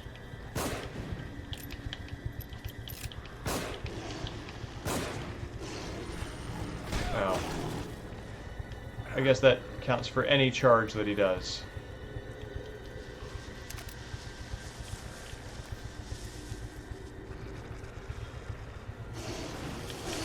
Oh. Alright.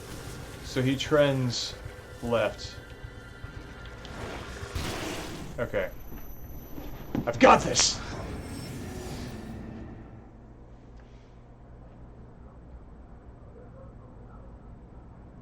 Least predictable boss you had to deal with on Akumu. Ark, did you beat this on Akumu, or did you just get, like, really far through it?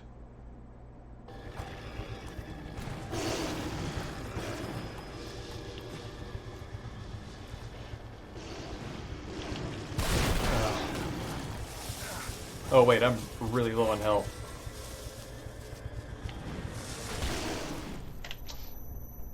For example. Oh, congrats. That's impressive.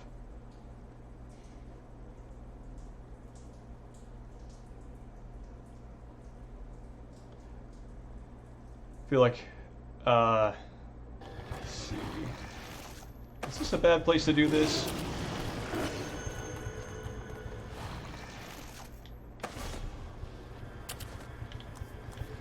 No.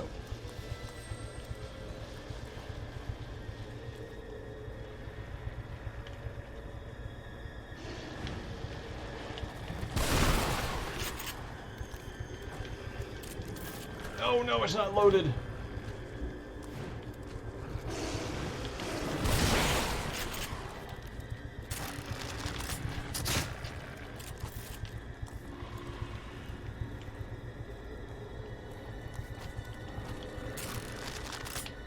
Ah!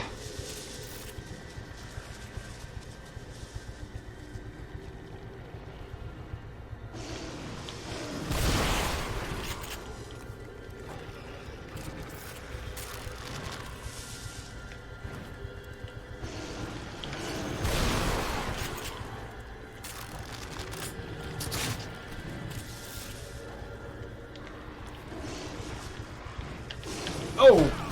Should have reloaded. Oh!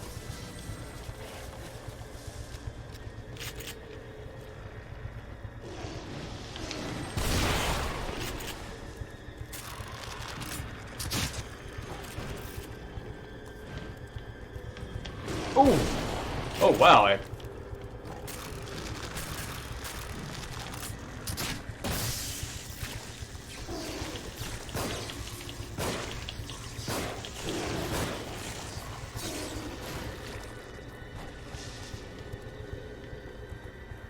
kind of low on ammo here.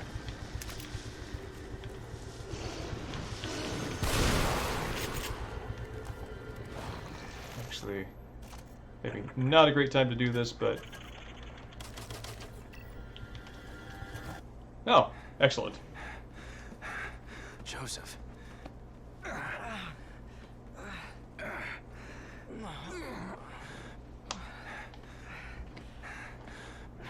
Yeah, right? That shotgun's got a lot of range up there.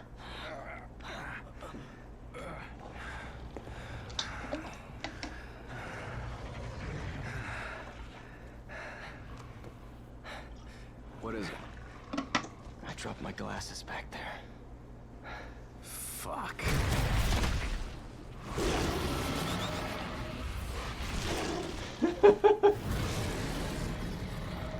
This is very funny to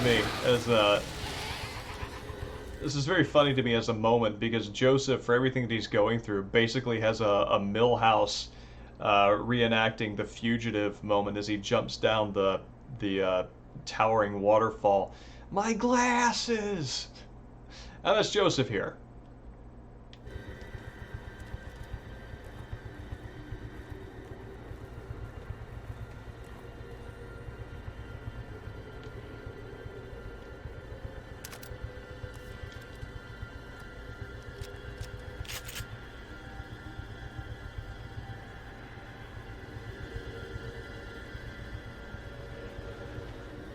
Oh, I see them.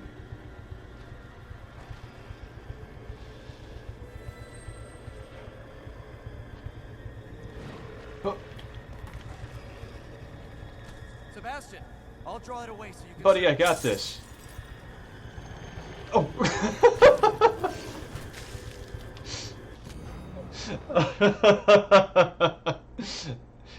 Thanks, but no thanks, Joseph.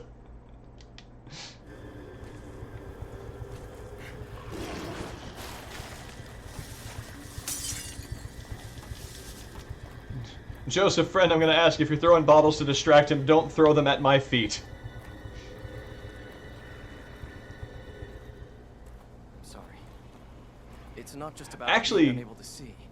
That It's about makes sense. If he can't see, then he's not going to have, like, really good judgment on where to throw the bottles. So, it's actually in universe.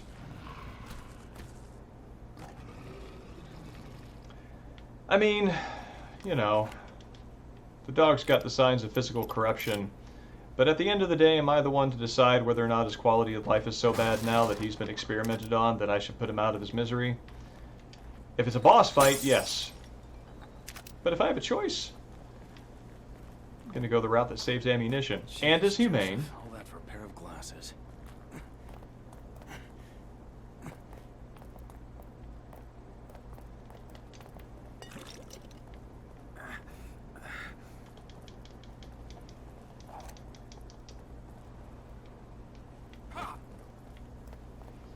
Says having the glasses back on is about being normal. If it meant something special, I don't know.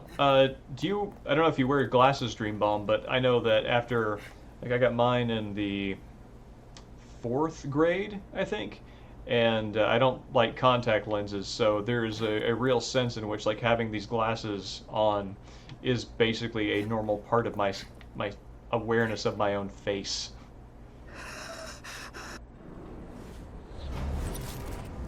So I kind of get what he's describing there.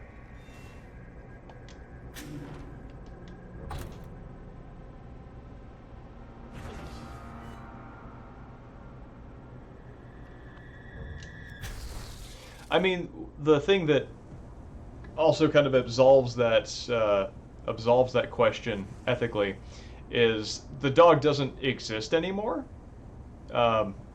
and there's no real moment where an animal gets hooked up to STEM. So presumably that dog is just a recollected trauma rather than a being whose mind was imprisoned here.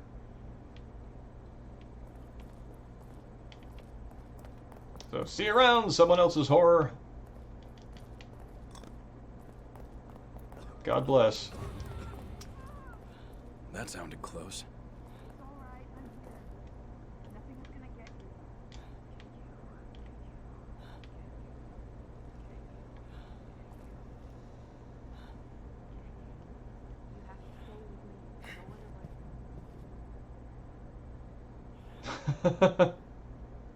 Crime isn't about the victim, it's also about the criminal. I mean, yeah, it's at the end of the day, it's like, well, if that's who you want to be, if that's who you are, then there you go. Hey, Joseph. You still with me?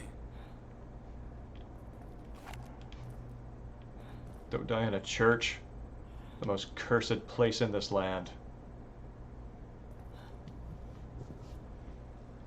Dream Bomb, similarly, I can't say I function very well, but I can function without my glasses.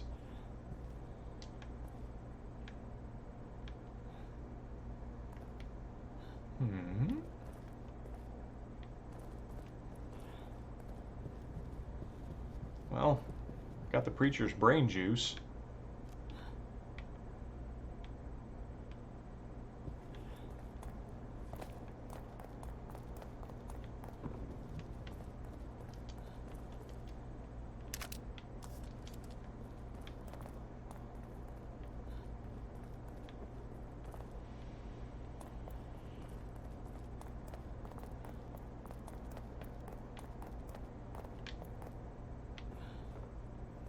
Is there a switch I'm missing? An action prompt I should be getting?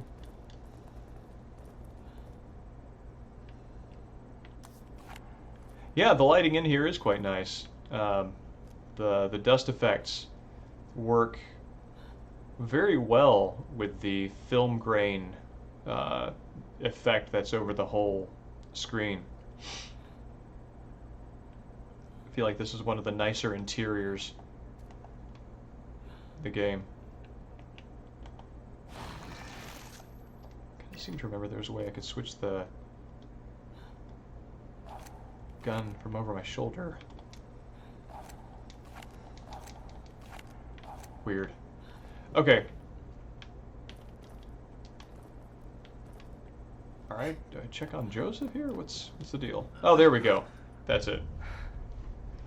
Sebastian, you ever had the urge to just jump? When you're on a high place? Or the subway rolls by? Imagine if you had that urge for a minute straight. Then 2 minutes. You fought it off 3 times now, Joseph. You're learning to stop it. You're not listening. I'm not worried about stopping it, Seb. I'm worried about not wanting to stop it. Some part of me wants to turn. I don't know why. And I can't reason it away. I'm not sure we get clarification on what that flashback moment was. It's like instinct. And it's getting stronger. Or maybe it's not a flashback, but some weird insight moment.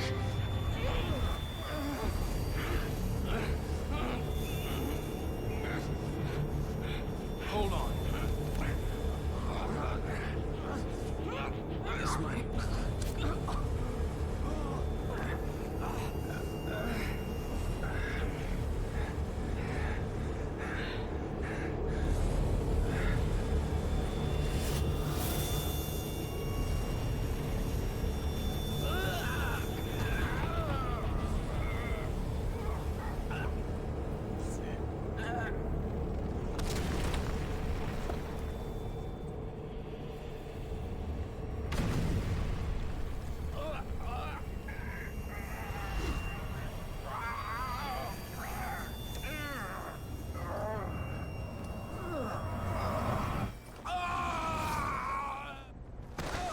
Cool.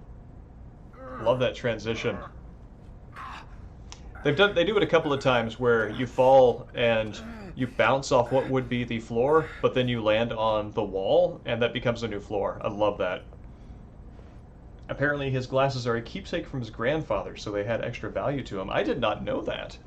I wonder, I feel like the opportunities that they took to sort of build Kidman, Sebastian, and heck, even one of the executioners, just that opportunity was not given to Joseph.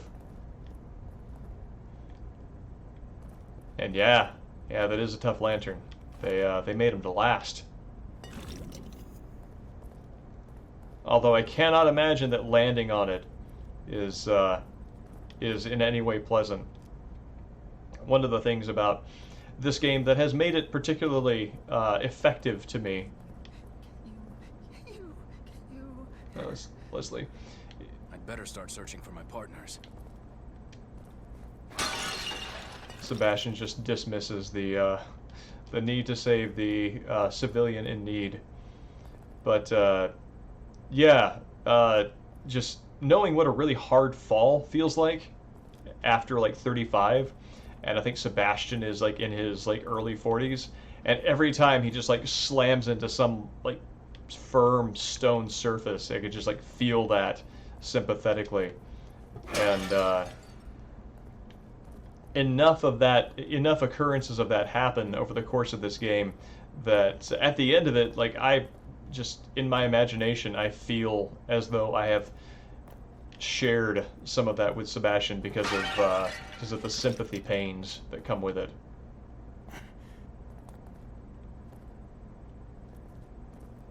Oh, there's our saddler. Dude.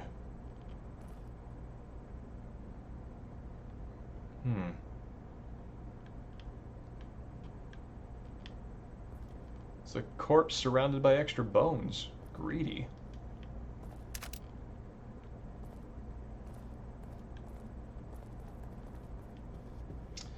Is that corpse him? I guess it's possible. The body and face look generic corpse, so it's hard to know.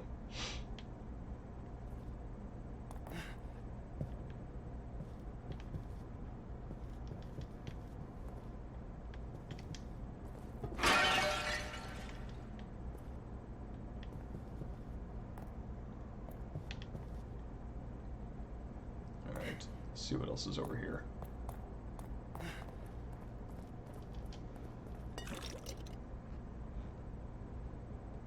There we go. Oh! Okay. Oh, thank God.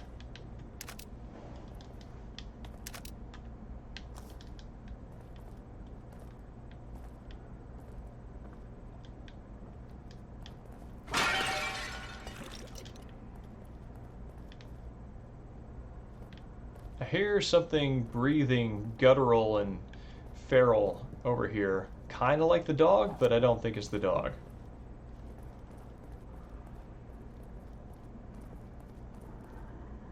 No, that's just a... Well, they're not Ganados, but... cursed.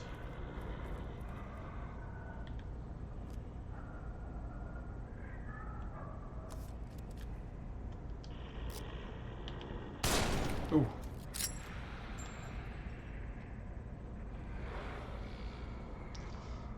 Alright, I gotta own that. That's, There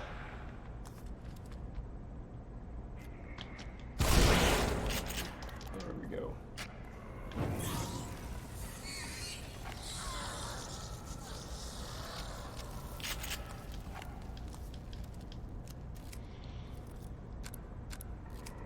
I think I do have a threshold of when I feel it is acceptable to sort of save scum. Yeah, come on, dude.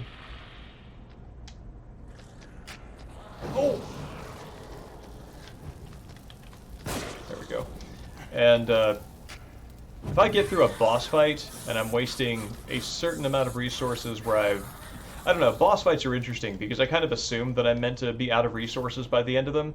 So if I'm screwing up and doing badly, I am pretty okay accepting those consequences.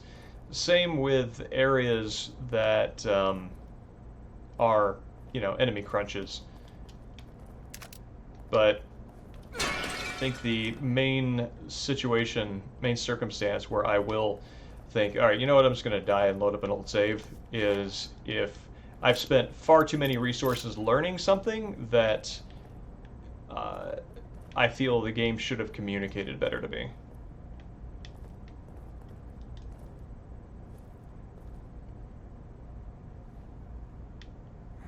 Looks loose. That's funny. Like, him doing that method and drawing that conclusion is like, I don't know, taking a book and just like going, alright, looks thin. Like, that's my takeaway. That's what I'm looking for.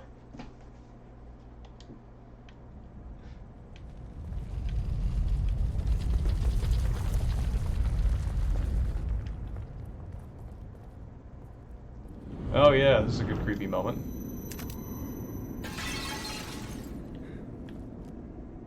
That's Sebastian and Myra.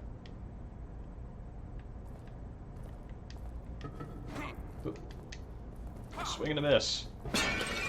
1 out of 3 is not bad.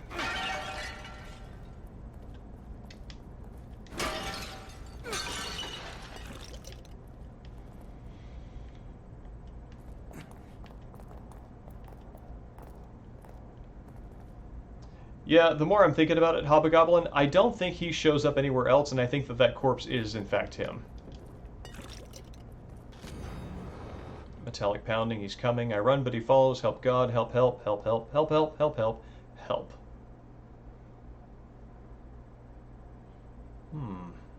Alright. I see what you're saying.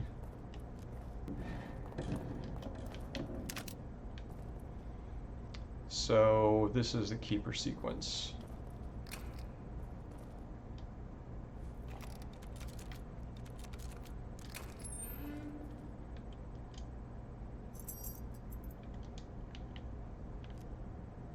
Gross.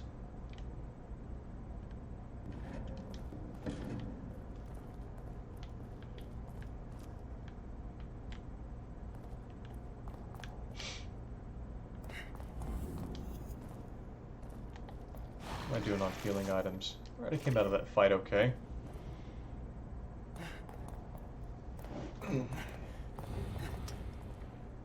Oh shit.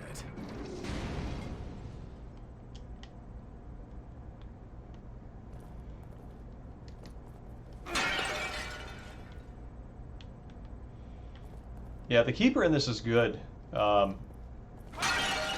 One of the things that I like about the way they handle him is, even though he does have the we liked Pyramid from Silent Hill 2, and now we have our own, he does have that vibe.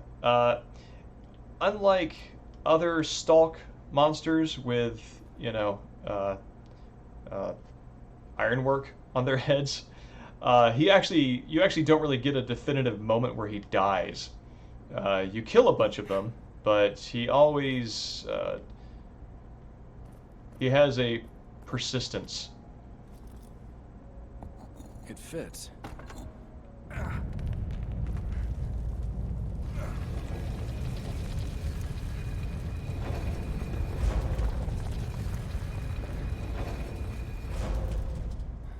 And this is one of the things about Evil Within 1 that makes it a very good setup for the kind of trauma healing theme of Evil Within 2, is by far, I think, the easiest path through the game actually just has you escaping the big number monsters, rather than actually killing them and defeating them in any kind of sort of like big celebratory moment.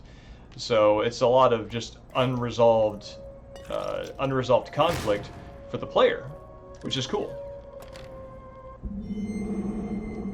We welcome with love Lily Lynn Castellanos. Castellanos? I feel like the double L has a pronunciation that I'm not familiar with. Born 2006. Yep. It's a baby.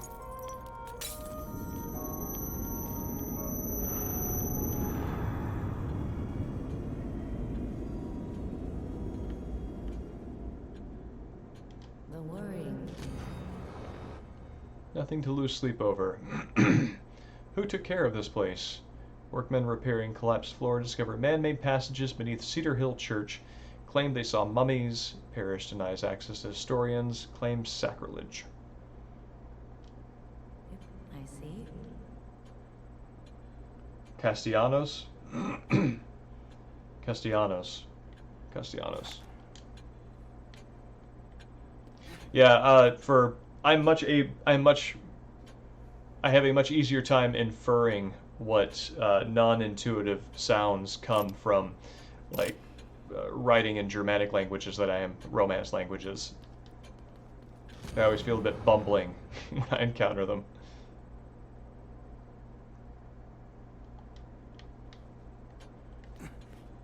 Yeah, I agree. It's the second. It's Castellanos. I think they actually use that pronunciation in here a few times as well.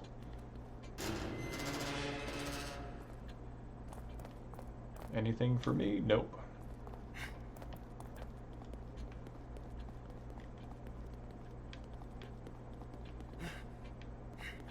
Took Spanish in college, but have lost all of it. Yeah. Happens when you don't use it. Although, I don't know. I think that languages stick in parts of the brain that can be recovered surprisingly quickly when there's an absolute need to. Like immersion.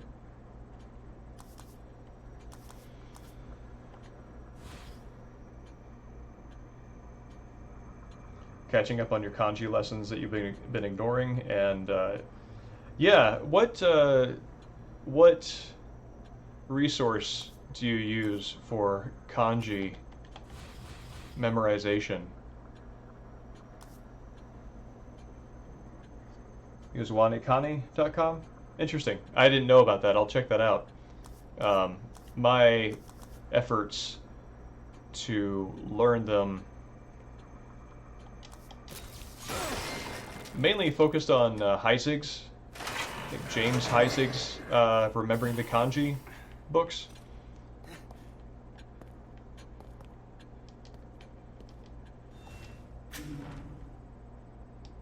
Which, for me, has the benefit of relying on association and intuition for building little stories around the shapes and the parts of each character, and that's effective for me.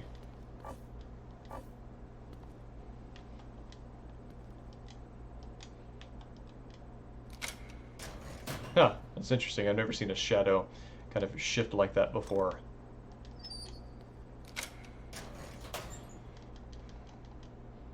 thank you. Do we still have the pictures here? No, we have officially moved beyond the parish. Because that little conceit for the transportation between here and the gameplay world is now gone. I was thinking about kanji and I don't remember if I actually just saved or not, so I'm going to do it again.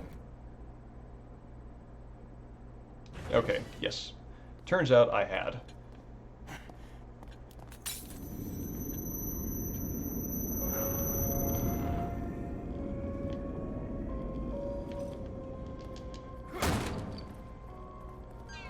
I remember finding these rooms very frightening. I think there are traps involved, which, dicey.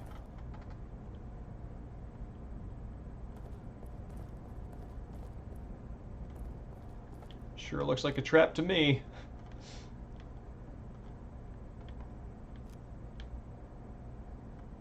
Seem unwelcoming.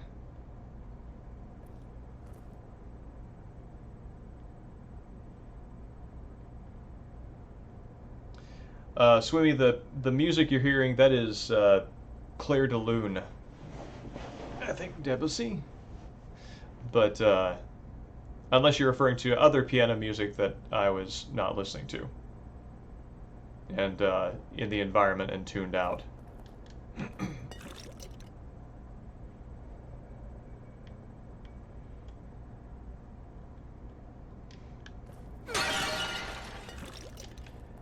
Yeah, Dream Bomb, one of the things about this game's environments that I like quite a lot, I am typically not interested in sewer levels, catacombs, or, well, there's a third. I'm not quite remembering. But, yeah, the reason I dislike them is because they kind of come across as very samey, you know? But this game's catacombs are, they have enough unique elements in each room to make it memorable and not feel repetitive. That cockroach, that sycophant, living off me, feeding off my work. I'll have to figure out how we got the combination to the safe. There's no time for that now. I'm so close. No one can ever have that data. It is mine. Our only way. Whoever opens that safe next had better be ready to pay the price. Well, I believe I opened it just a short while ago.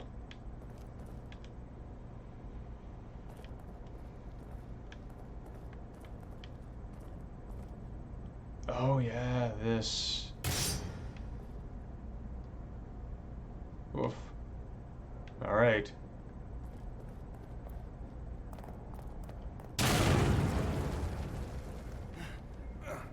Did I?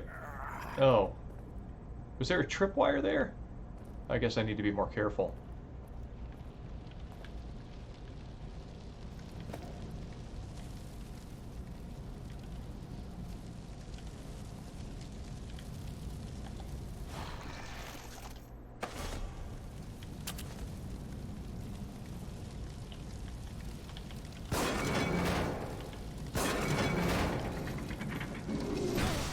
Oh.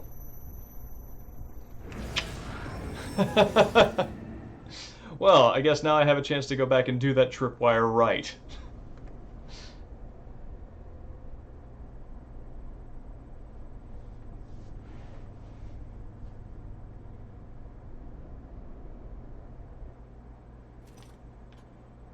Oh man, I'm glad I saved when I did.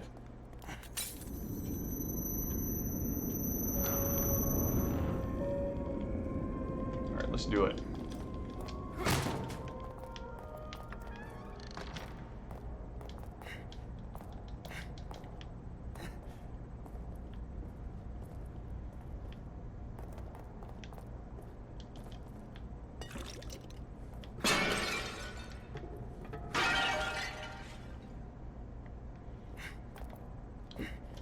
Thank you.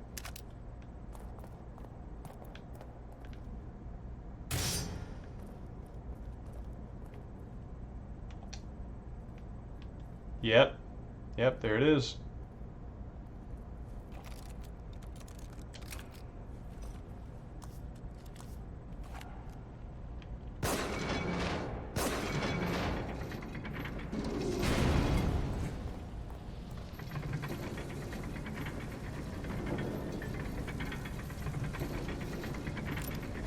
Oh.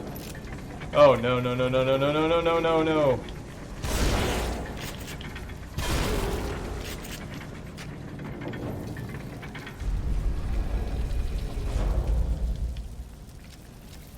Oh, I do not like having to deal with these monsters.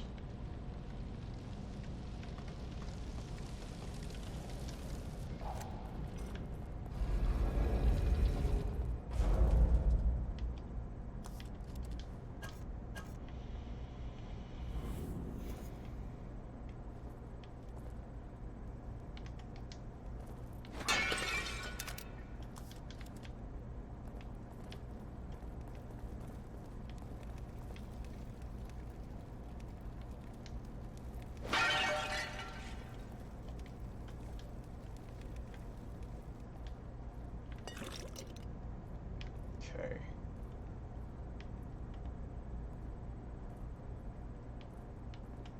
I would like this for parts.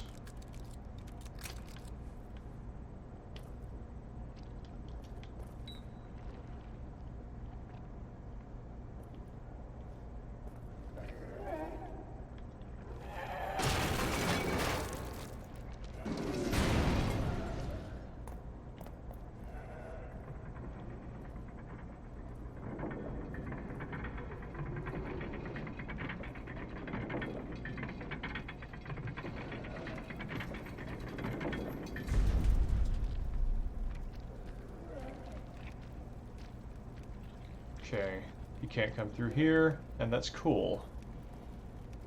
And I would like to crush him beneath this.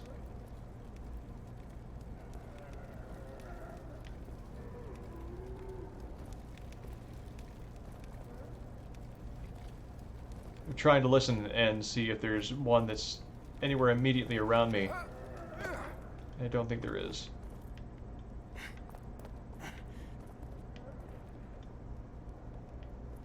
Where are you at, fella?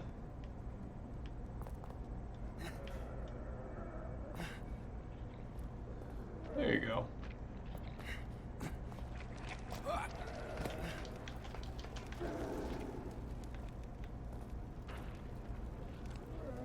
Oh, great. He's clumsy. That's going to make this a lot easier. Oh god, is there something? Oh no, that's the column. Okay.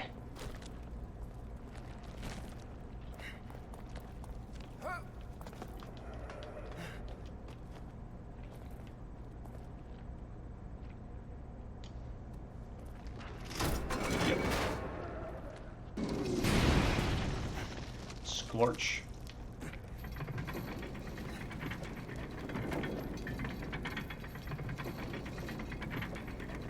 Oh cool, he sticks in the teeth. Gross.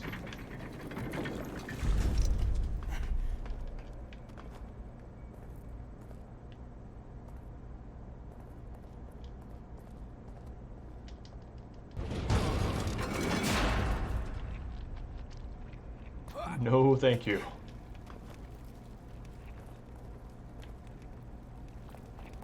Oh no, you're less clumsy. You're much less clumsy.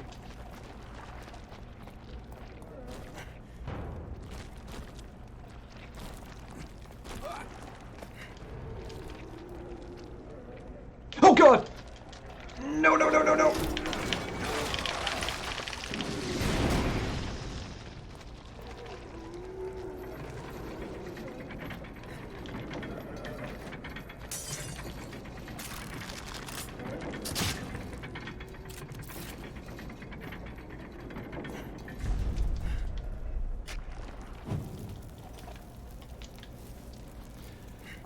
Whew. Okay. Anybody else over here? No, you guys are trying to path over there. Good God.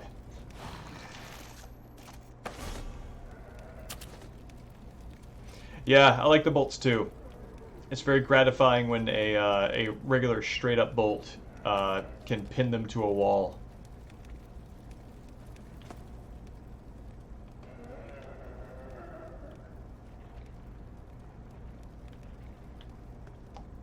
Doesn't look like anybody left me any presents in the form of goo.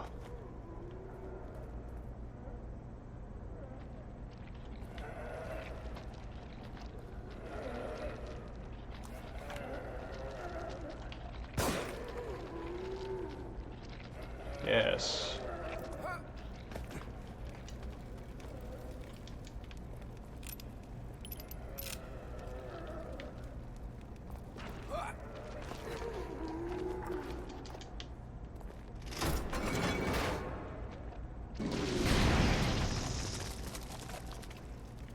This is good.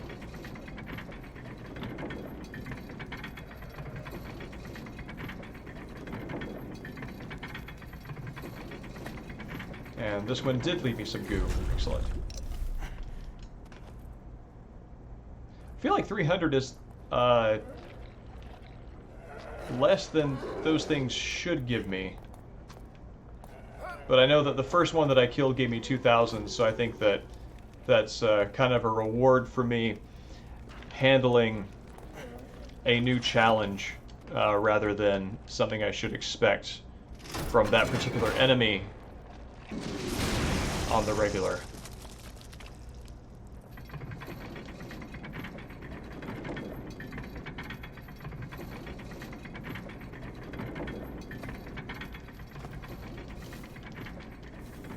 There we go.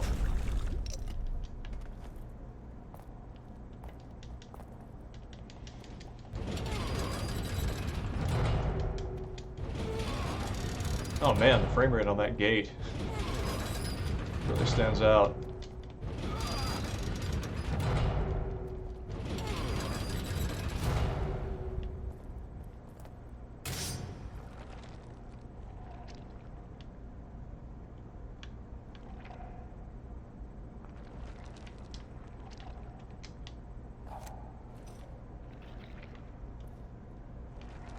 Oof.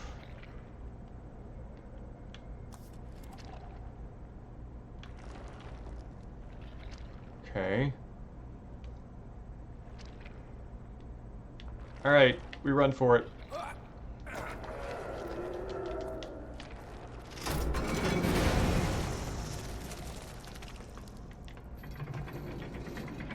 Okay, that went well. Better than I expected it to.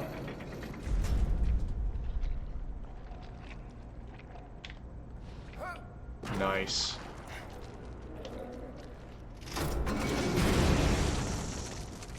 Oh, hey, there's something up there.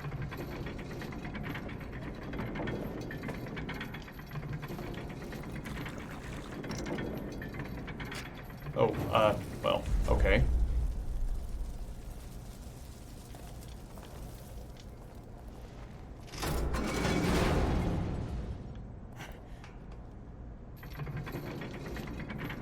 Ooh, I better get off this train when it lets me.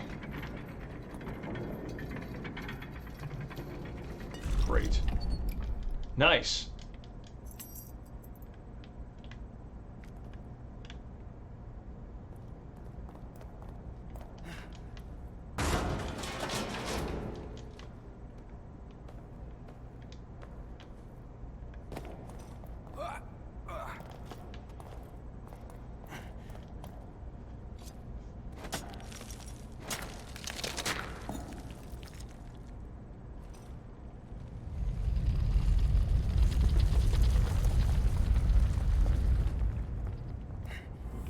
Okay, we've got 2 out of 3. Give me 1 second for a quick break. I'll be right back.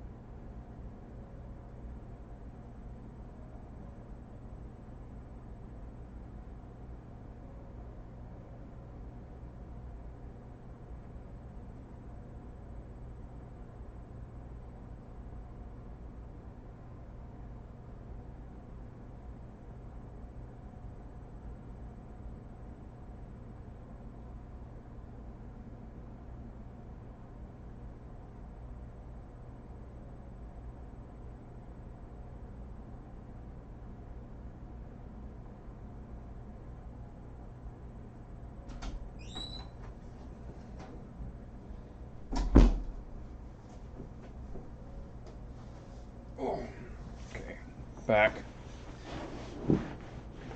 I'm receiving reports that my feline child has been bad.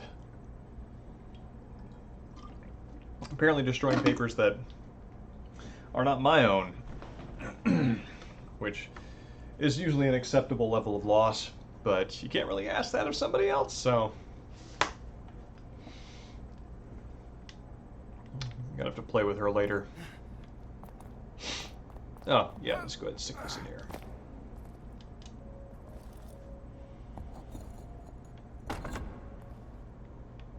Just one more.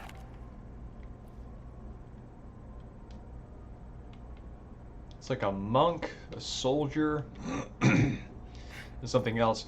This is also interesting because the design, the style of these reliefs have a kind of Greek, kind of Aztec feel to them. There's something about the way the lines move that make me think of like Aztec art, but I know much less about like historical South American civilizations, so that could just be completely wrong.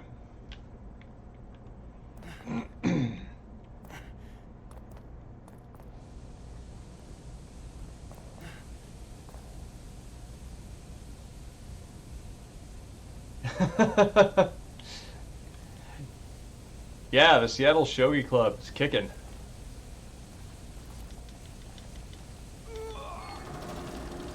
I only wish I were less delinquent.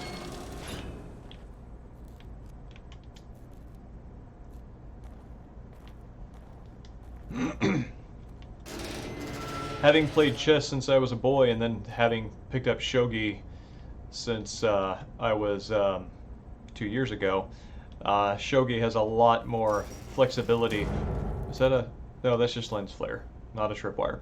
Shogi has a lot more flexibility, and there's a certain kind of dynamism that it has that I like very much. COVID did shut it all down, but fortunately...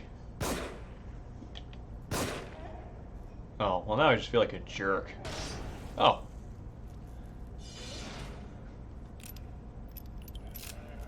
This is acceptable. There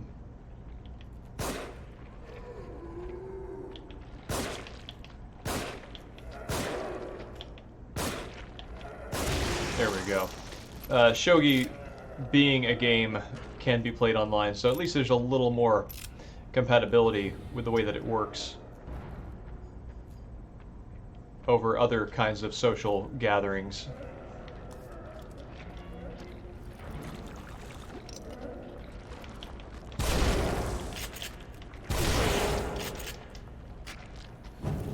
Cool. Evening, Space Hamlet.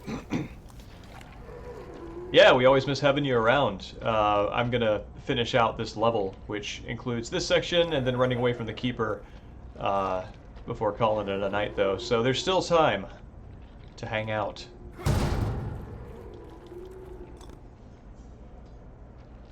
Evening, Ark. Thanks for coming by. It's always a pleasure. I hope you get some rest, and we'll see you next time. Gonna do the next part of Silent Hill Downpour on Tuesday.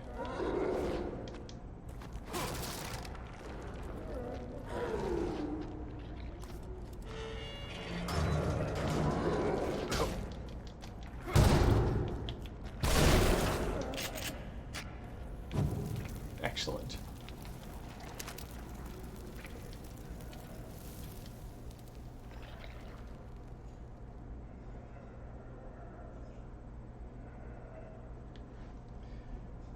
First impression was at a friend's place, steel bunker with a murder saw obstacle built into the architecture with snipers on you.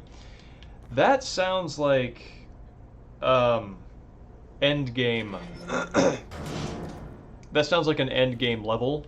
I'm not sure where else that would be. Like, well, rather I should say there is an end game level that makes me think of that. It's that Yeah, again, all the Italian surnames.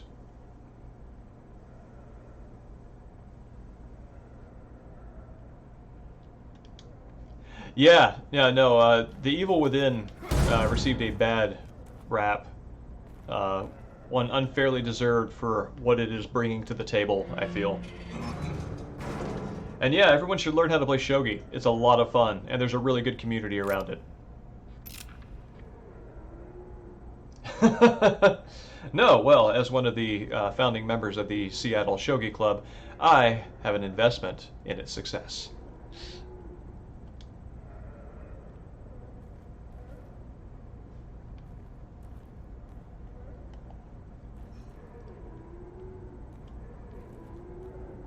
Who is here? I hear you giving your Goonies orc groans, but I do not see you.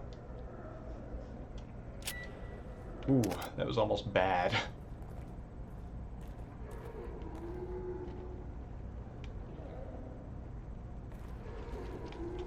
Don't mind if I do.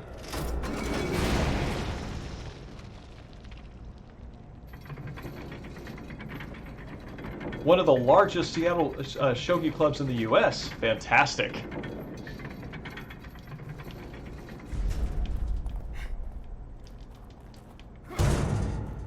That is excellent news.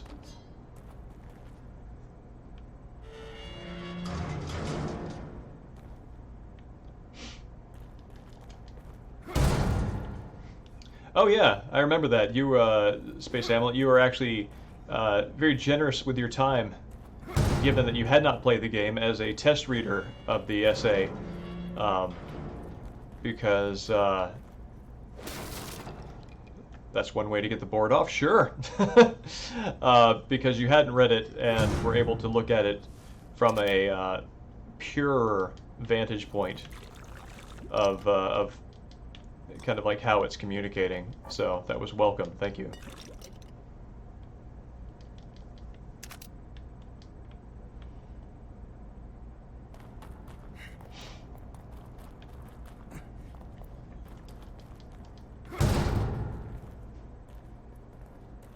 Oh!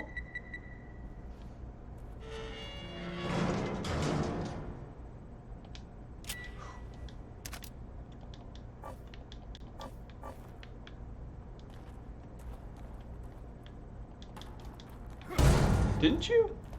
Oh, my memory must be bad. Oh. You should just stay right there.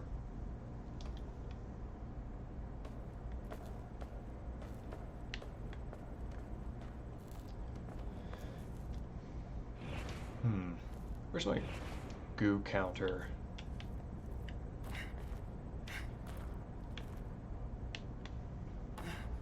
I want to do something because I'm going to need this.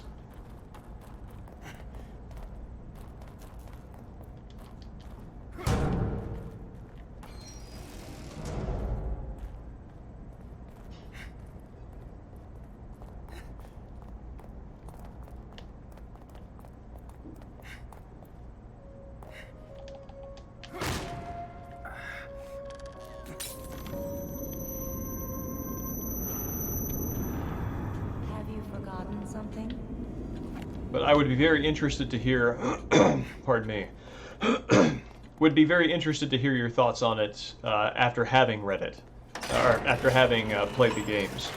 Also after having read it, obviously. That's a requirement.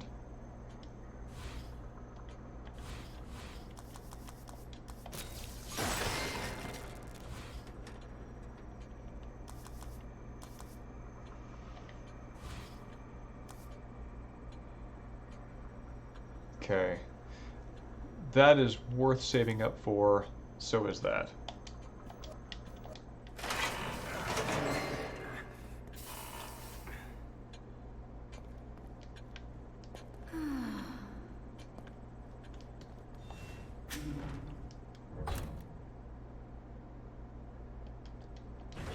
I really love this kind of like grumbly buzz that you hear when you get up out of the chair, like it's kind of annoyed. It gives it a kind of personality I like. It's You get in. Then you leave. Yeah, that right there. That's gonna... I like it.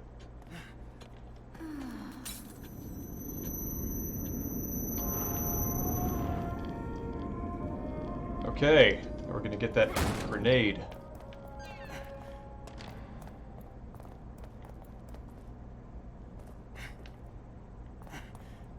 Quadrilateral cowboy?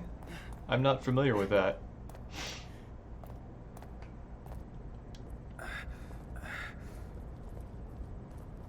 As a thing or as a place where Claire de Lune lives.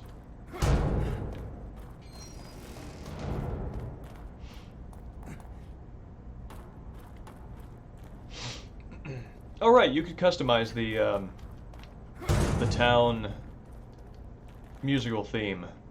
I think you could do that in New Horizons as well. Oh, this is great. So, thing to pay attention to is, because we kind of ruined the dramatic moment, is this safe.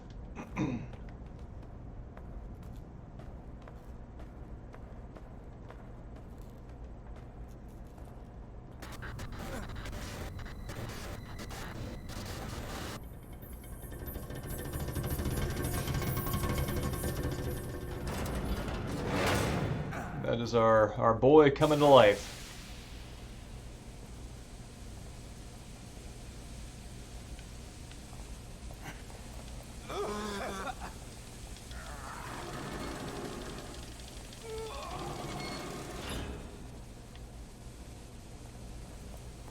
Oh God.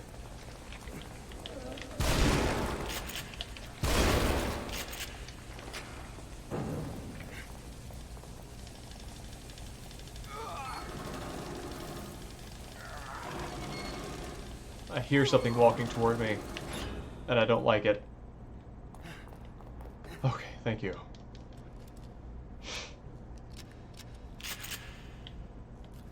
Yeah, the this game is gorgeous.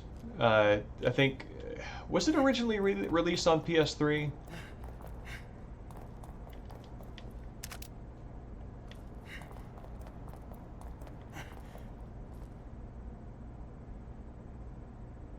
Quad Cow is a Blendo game with 30 flights of lovin'. Okay, cool. Yeah, no, I'll look at that.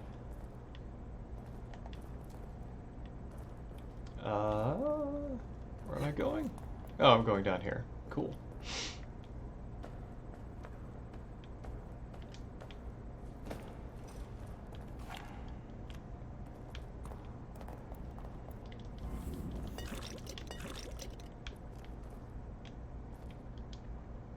Cross-platform between PS3 and PS4. Okay, yeah. The PS4 version, I remember at release, had some rough parts to it. Oh, jerk.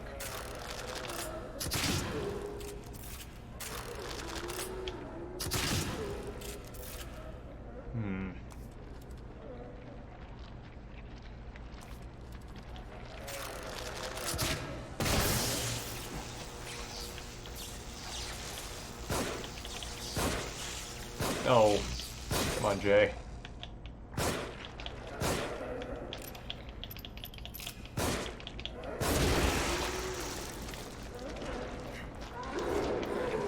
Get him! Ah, it's not working.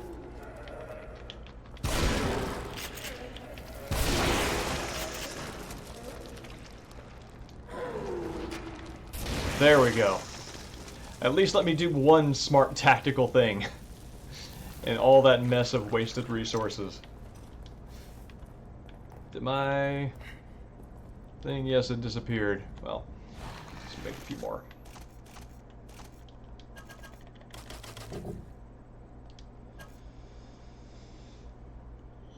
Yeah.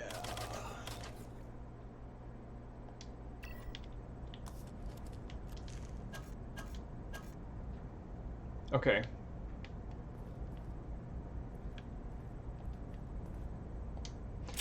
Whew. That was close.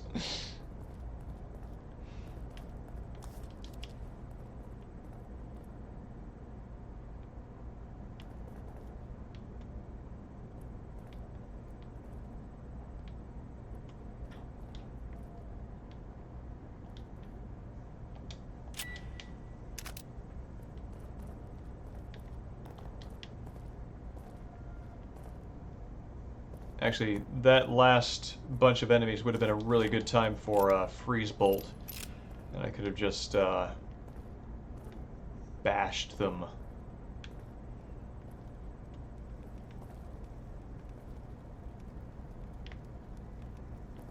There's like a bunch of goo over here.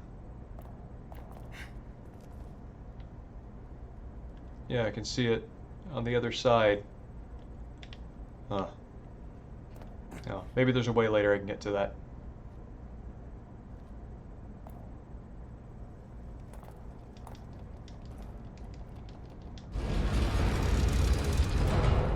So weird that the frame rate on these doors drops so significantly.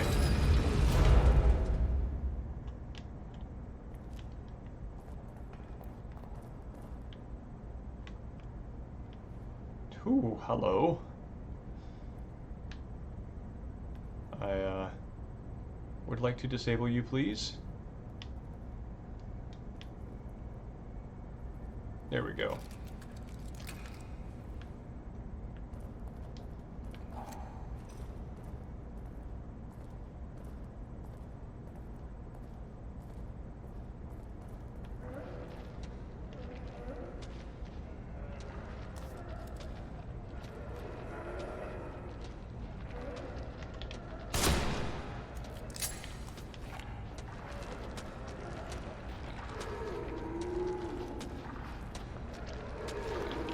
What? Aw. That's what I call bull hockey.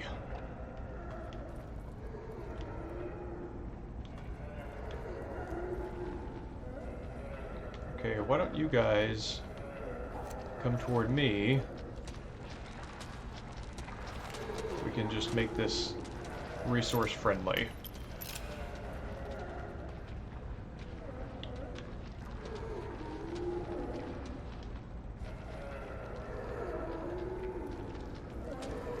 Very slowly.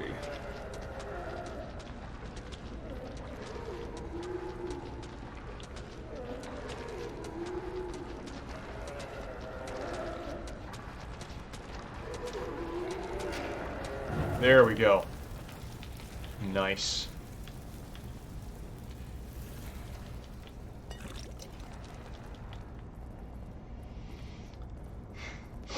Maybe I'm thinking of The Evil Within 2, but I remember this game being a lot more generous with goo on killed enemies. Excuse me.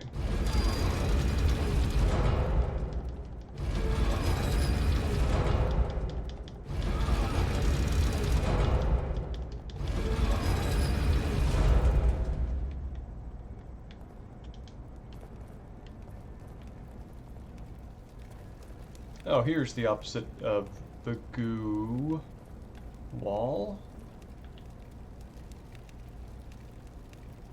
That's a lot of goo. And there's a key. That would be very useful to get to.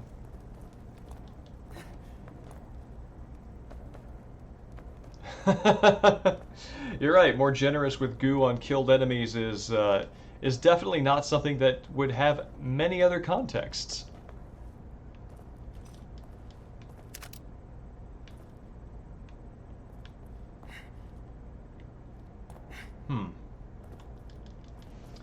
Well, maybe there was a secret passage to that goo room that I missed.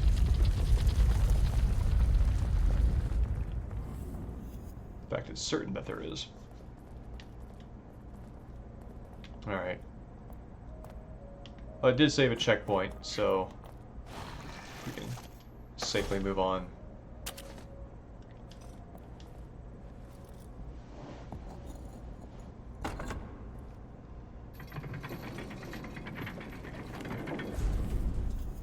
Although, yeah...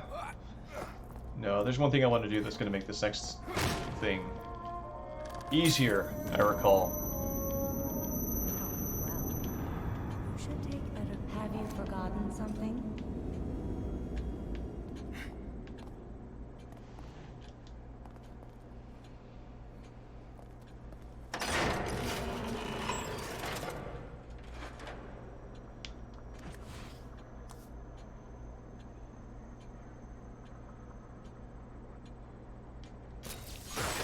Yeah.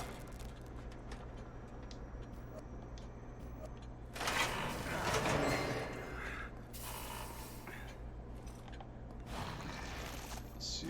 Shock bolts. I have 2 of. And that's good.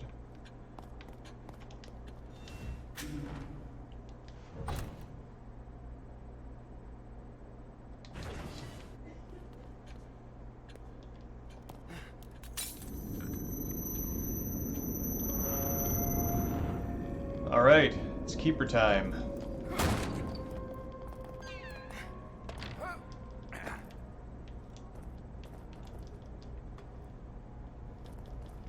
Do I? No, I guess it's for the keeper only.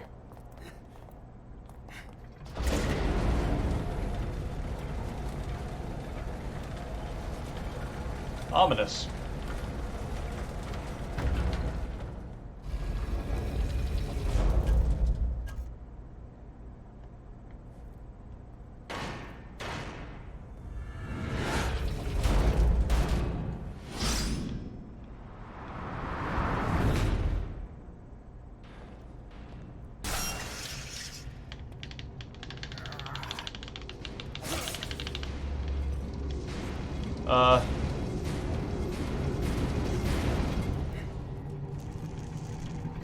Okay.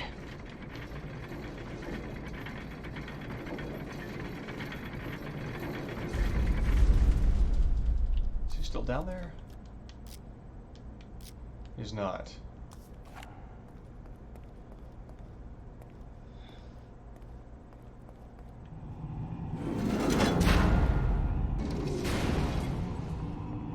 Oh man.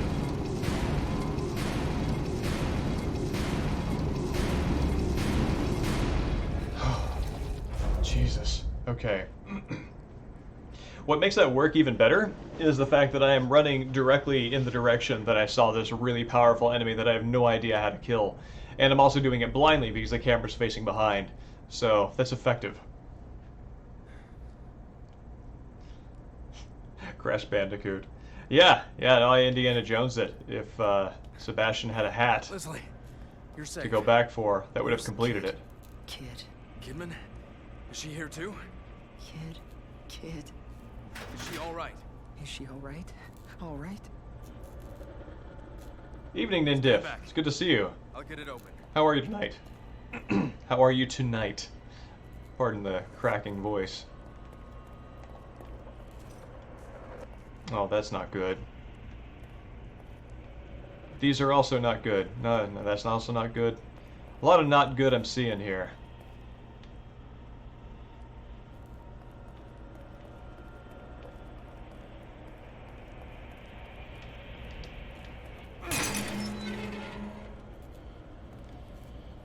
I really hope Sebastian nicknames his fist the Locksmith.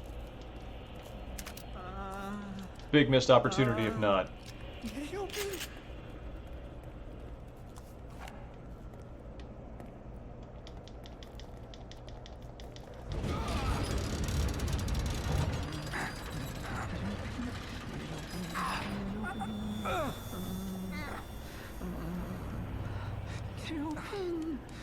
No! Wait!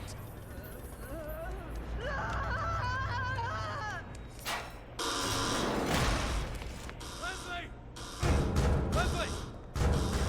Leslie!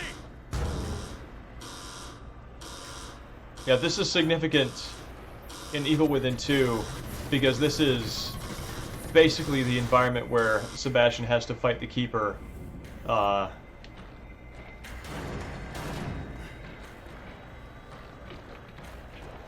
In the memory sequence.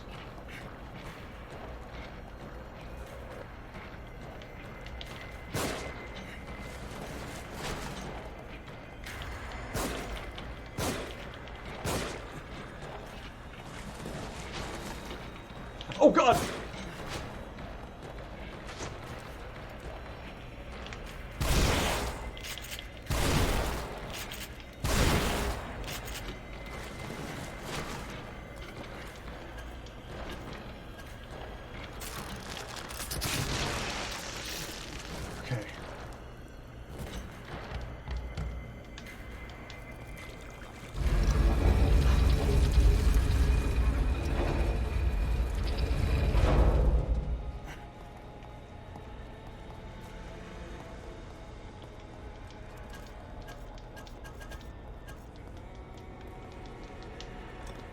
Here's our Resident Evil,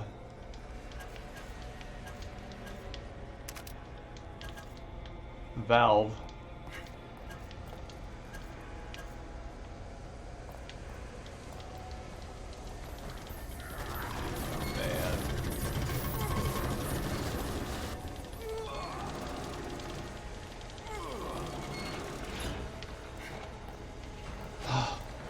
Oh god, it's brutal. There's something over here. Thank you.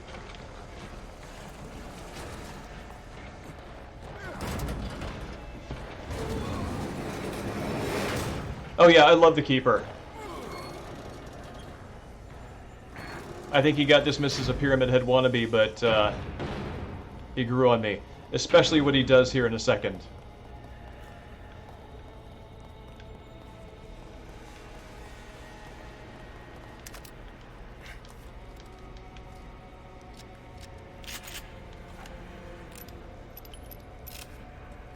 So, yeah, notice this here? This is cool.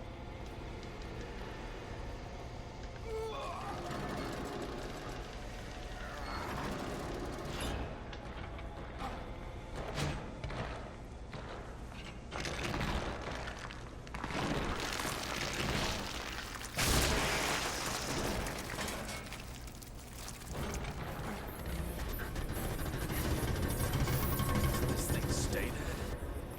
Which, a reason that I love this, I don't think it's really thematically significant, but the Keeper basically did what I did earlier in the stream several times in the game as the player, which is, oh, I'm not getting the outcome that I want, so I'm going to kill myself and then respawn with my resources in a better situation. And that's what he does. I think it's brilliant.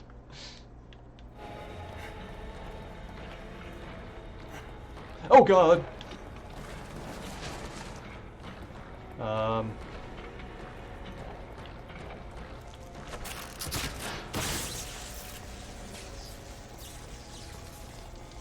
What? Ooh, he's free. Oh man.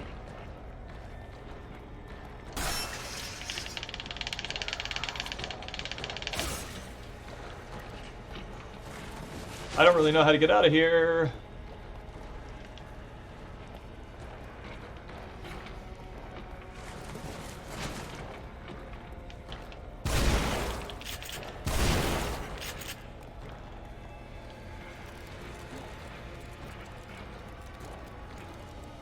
These are basically free bolt supplies. Oh,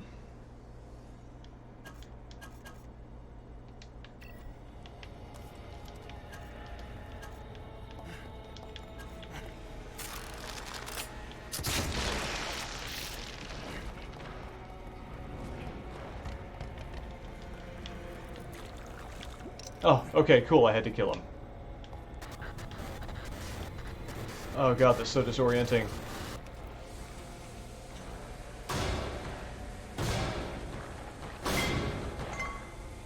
Brutal.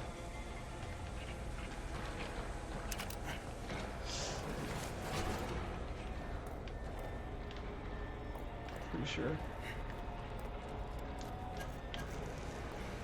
Yeah. Okay.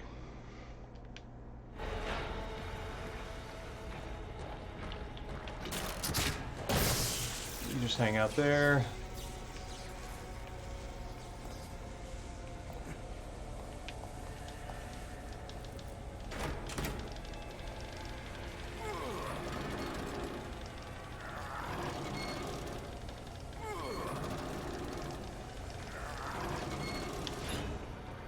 Oh, where is he? Where is he?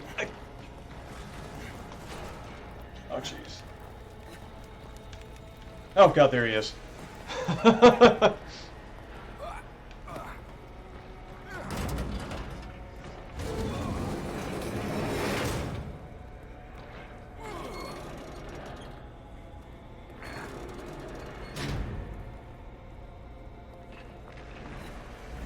Like a moment when the time is absolutely not, it's not the time to get your bearings.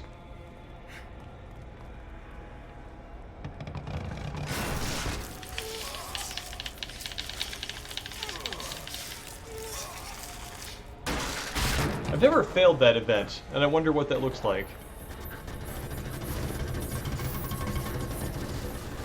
Take this!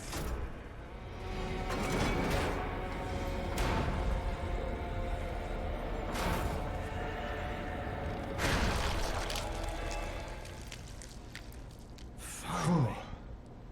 Man.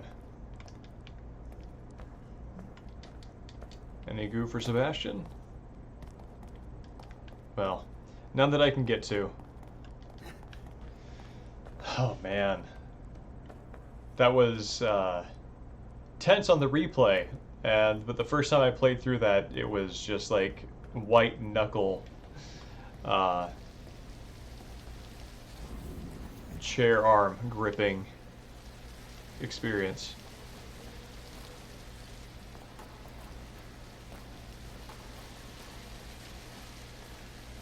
Find the water here very calm and soothing after all of that.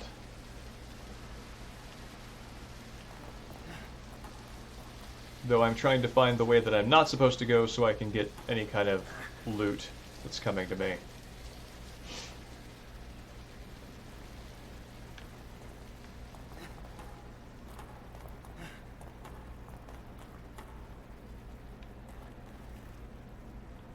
Okay, cool, yes. This is where Leslie went.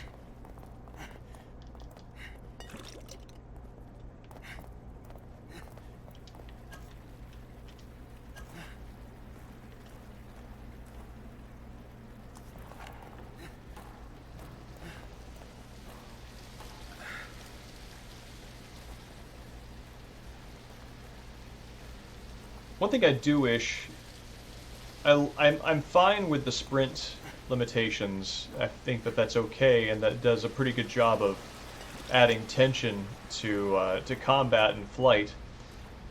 I do wish that areas without enemies in them didn't drain that meter as quickly. It feels like the wrong thing to be penalizing me for.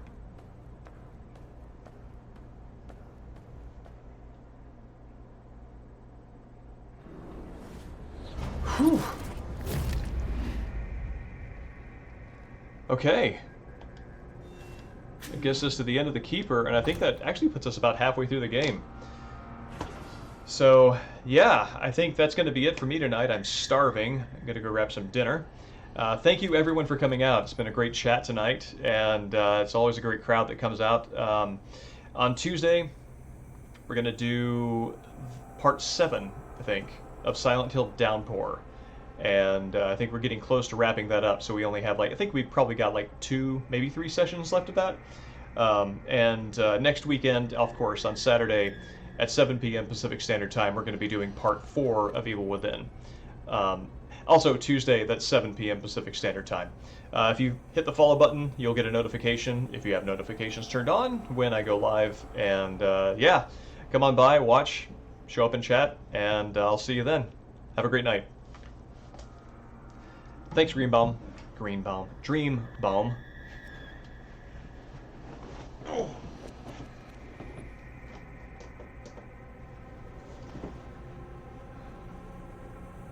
Greenbaum. It'd be like Grunebaum, green tree.